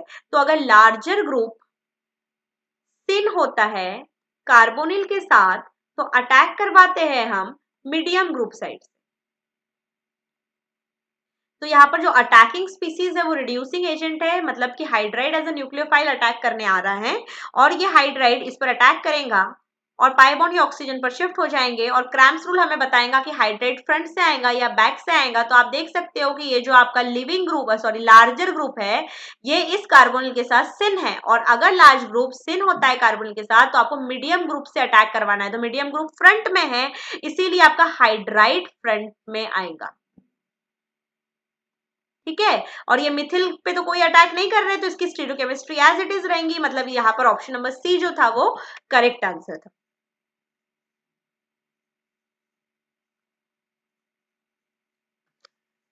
ओके, नेक्स्ट क्वेश्चन देखते हैं। नेक्स्ट क्वेश्चन में भी कन्वर्शन ही आपको पूछा गया है, और ये कन्वर्शन में आपको बताया गया है कि देखिए, ये बेंजीन एज इट इज है, ये मिथिल एज इट इज है, बस ये डबल बॉन्ड किस में कन्वर्ट हो रहा है, एसिड में कन्वर्ट हो रहा है।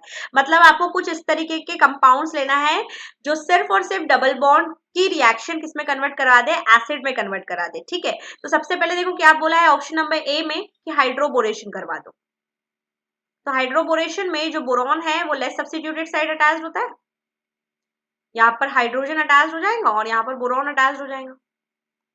फिर बोल रहा है फॉलोड बाय जोन्स ऑक्सीडेशन। तो सिंपली अगर मैं जोन्स ऑक्सीडेशन करवा दूं तो ये BH2 को रिमूव करवाने के लिए हम यूज करते हैं H2O2 in the presence of an base, जिसमें स्पेसिफिकली ये CH2OH बना देता है। ठीक है, और अगर मैं यहाँ पर जोन्स रिएजेंट का यूज करूं तो Jones reagent is the oxidising reagent. ठीक है, जो यहाँ पर CH2, ये ऑलरेडी CH2 है, और यहाँ पर जोन्स रिएजेंट क्या कर सकता है, इसको एल्डिहाइड में भी कन्वर्ट कर सकता है और एसिड में भी कन्वर्ट कर सकता है, या फिर अगर सपोज हमने एसिड में ही कन्वर्ट करवा दिया तो यहाँ पर आप देख सकते हो कि देखिए 1 2 3 1 2, एक कार्बन कम हो रहा है। एक कार्बन, जब हम रिएक्टेंट में 3 कार्बन थे, यहाँ पर एक कार्बन कम हो रहा है, बट यहाँ पर एक कार्बन कम हुआ क्या, नहीं, मतलब ए ऑप्शन एलिमिनेट हो जाएगा। ठीक है, उसी तरीके से जब ऑक्सीमर्क्यूरेशन डीमर्क्यूरेशन करवाओगे ना, तब भी एक कार्बन कम नहीं होगा। ठीक है, ओजोनोलिसिस करवा दोगे तो बिल्कुल भी यहाँ पर पॉसिबिलिटी नहीं है कि यहाँ पर एसिड बने। देखिए, सबसे पहले वेकर ऑक्सीडेशन करवाते हैं। वेकर ऑक्सीडेशन, ये जो मोर सब्स्टिट्यूटेड अल्कीन है, यहाँ पर कीटोन जनरेट कर देता है। वेकर ऑक्सीडेशन किसके प्रेजेंस में होता है, पैलेडियम एंड कॉपर। ठीक है, तो यहाँ पर सिंपली ये हो गया वेकर ऑक्सीडेशन। इसके बाद मुझे एक कार्बन कम करना है। इसके बाद बोला है कि वेकर के बाद हेलोफॉर्म रिएक्शन करना है। तो हेलोफॉर्म रिएक्शन किसके प्रेजेंस में होती है, NaOH in the presence of an I2। Haloform reaction वही कीटोन देता है जो मिथिल कीटोन होता है, मतलब ये देखिए, ये मिथिल कीटोन है, तो मिथिल कीटोन हेलोफॉर्म रिएक्शन देगा, तो यहाँ से ये CHI3 बनकर निकल जाएगा, एक कार्बन एलिमिनेट हो जाएगा और यहाँ पर आ जाएगा सिंपली एसिड। तो एक कार्बन जब निकल गया मतलब एक कार्बन कम हो गया, मतलब कौन सा ऑप्शन करेक्ट था इसमें, बी ऑप्शन।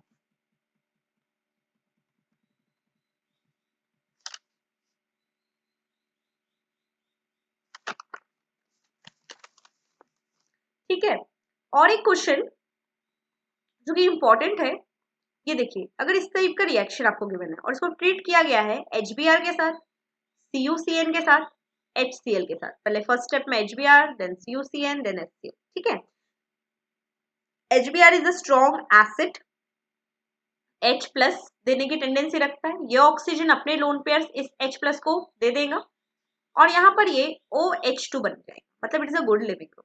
ठीक है, मतलब यहाँ से ये वाटर निकल जाएगा।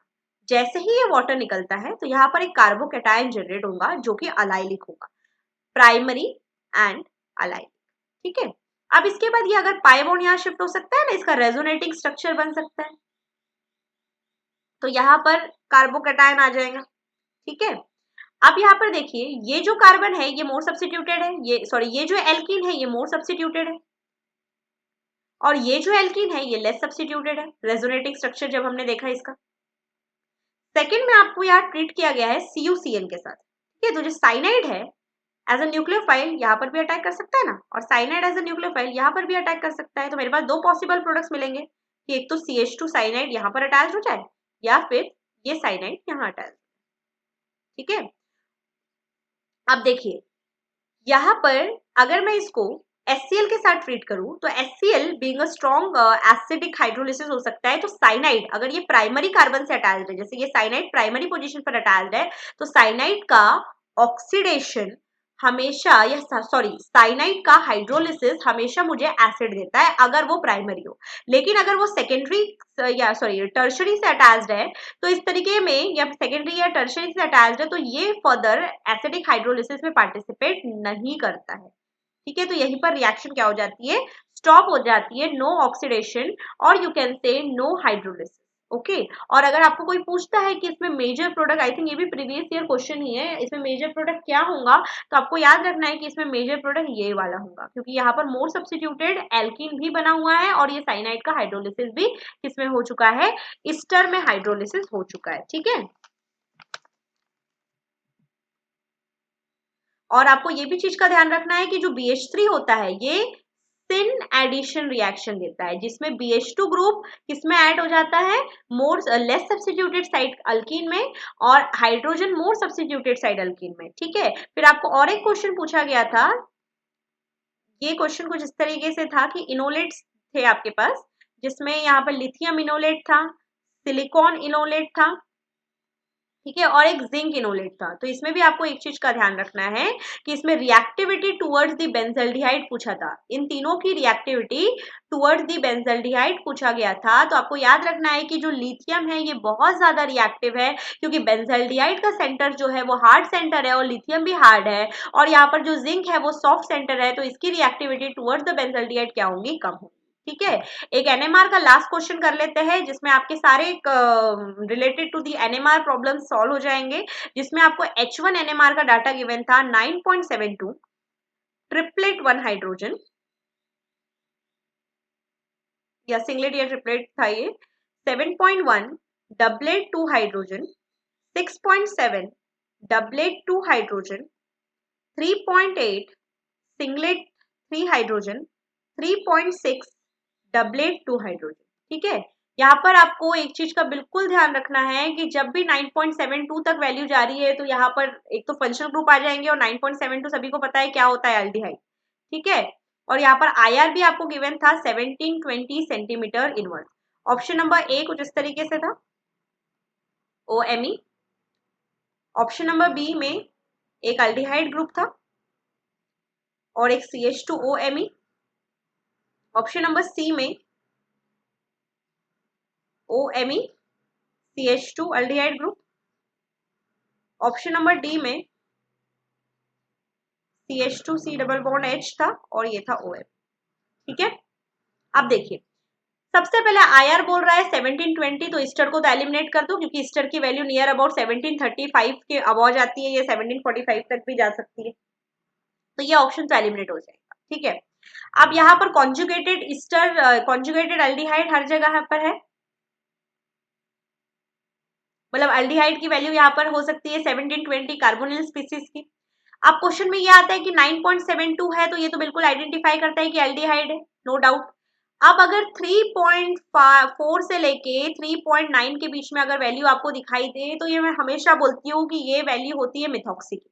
बिल्कुल ध्यान रखना है कि 3.4, 3.5, 3.6 अप टू 3.8 ये वैल्यू जो भी आ जाए तो बिल्कुल ध्यान में रखना माइंड में कि मिथॉक्सी प्रेजेंट है। तो यहाँ पर बिल्कुल ये वाला ऑप्शन तो ऐसे भी एलिमिनेट हो जाता कि यहाँ पर मतलब एक तरीके से ये ईस्टर है और 1720 है, तो ऑप्शन नंबर ए एलिमिनेट कर सकते थे।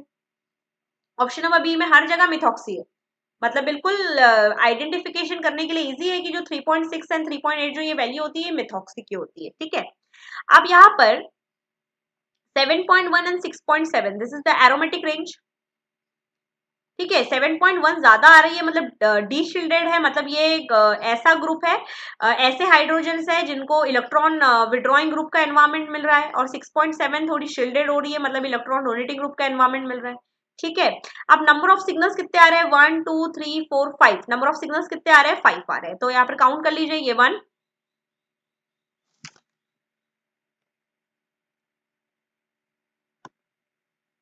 ठीक है, ये हाइड्रोजन और यहाँ पर ये हाइड्रोजन। ठीक है, तो ये भी एक आ जाएगा, 1 2 3 4 और ये 5। बी ऑप्शन ऐसे ही एलिमिनेट, क्योंकि मेरे पास नंबर ऑफ सिग्नल्स आ रहे हैं 5, और यहाँ सॉरी एक मिनट, 1 2 3 4 5, हाँ यहाँ पर एलिमिनेट नहीं करते फिलहाल, यहाँ पर भी 5 सिग्नल्स आ रहे हैं। फिर यहाँ पर देखिए, ये एक सिग्नल, ये दूसरा सिग्नल, ये तीसरा, ये वाला हाइड्रोजन 4, ये 5, ये 6 और ये 7, तो 7 सिग्नल्स आ रहे हैं, तो डी ऑप्शन तो नहीं हो सकता बिल्कुल भी। फिर यहाँ पर देखिए, ये 1 2 3 4 5, यहाँ पर भी 5 सिग्नल्स आ रहे हैं, तो एक तो ऑप्शन नंबर बी करेक्ट होगा या ऑप्शन नंबर सी करेक्ट होगा। अब बात यहाँ आ जाती है कि यहाँ पर देखिए जो सिंगलेट है वो 3 हाइड्रोजन है, तो मिथॉक्सी तो बिल्कुल किसी के साथ कपलिंग नहीं करेगा, तो वो तो सिंगलेट प्रेजेंट में रहेगा। तो ये मिथॉक्सी की वैल्यू तो 3.8 आ रही है, मिथॉक्सी की वैल्यू कितनी आ रही है, 3.8 आ रही है। और यहाँ पर डबलेट 2H है, 2H का मतलब होता है CH2, और CH2 की वैल्यू कितनी होती है, नियर अबाउट 1.4 के करीब। ठीक है, और 1.4 से ये कितनी वैल्यू जा रही है, 3.6 जा रही है, मतलब बहुत ही ज्यादा डी शिल्डेड जोन में जा रही है, बहुत ही ज्यादा डी शिल्डेड। और डी शिल्डिंग पावर किसमें होता है, इलेक्ट्रॉन विड्रॉइंग ग्रुप में। तो देखिए यहाँ पर जो हाइड्रोजन अटैच्ड है ये CH2 है, और ये CH2 की वैल्यू नॉर्मली 1.4 के करीब होती है, और यहाँ पर ये किससे अटैच्ड है, अल्डिहाइड ग्रुप से अटैच्ड है। तो ये अल्डिहाइड ग्रुप एक तरीके से इलेक्ट्रॉन विड्रॉइंग ग्रुप है, जो तो ये वैल्यू क्या हो रही है, डी शिल्डेड हो रही है। डी शिल्डेड होने की वजह से ये CH2 ग्रुप की वैल्यू ट्रिमेंडियसली बढ़ रही है, विच इज 3.6, इसलिए यहाँ पर ऑप्शन नंबर सी जो था वो आपका करेक्ट आंसर था। ठीक है, तो इस तरीके से नंबर ऑफ सिग्नल्स काउंट करके सारी चीज के ऑप्शन देखकर आपको सारी चीज ध्यान में रखना है। आई होप आपकी अच्छी से ऑर्गेनिक की रिवीजन हो गई हो, और जो भी आपको नहीं समझ में आया हो तो आप बिल्कुल मुझसे डिस्कस कर सकते हो कमेंट सेक्शन में। Thank you so much.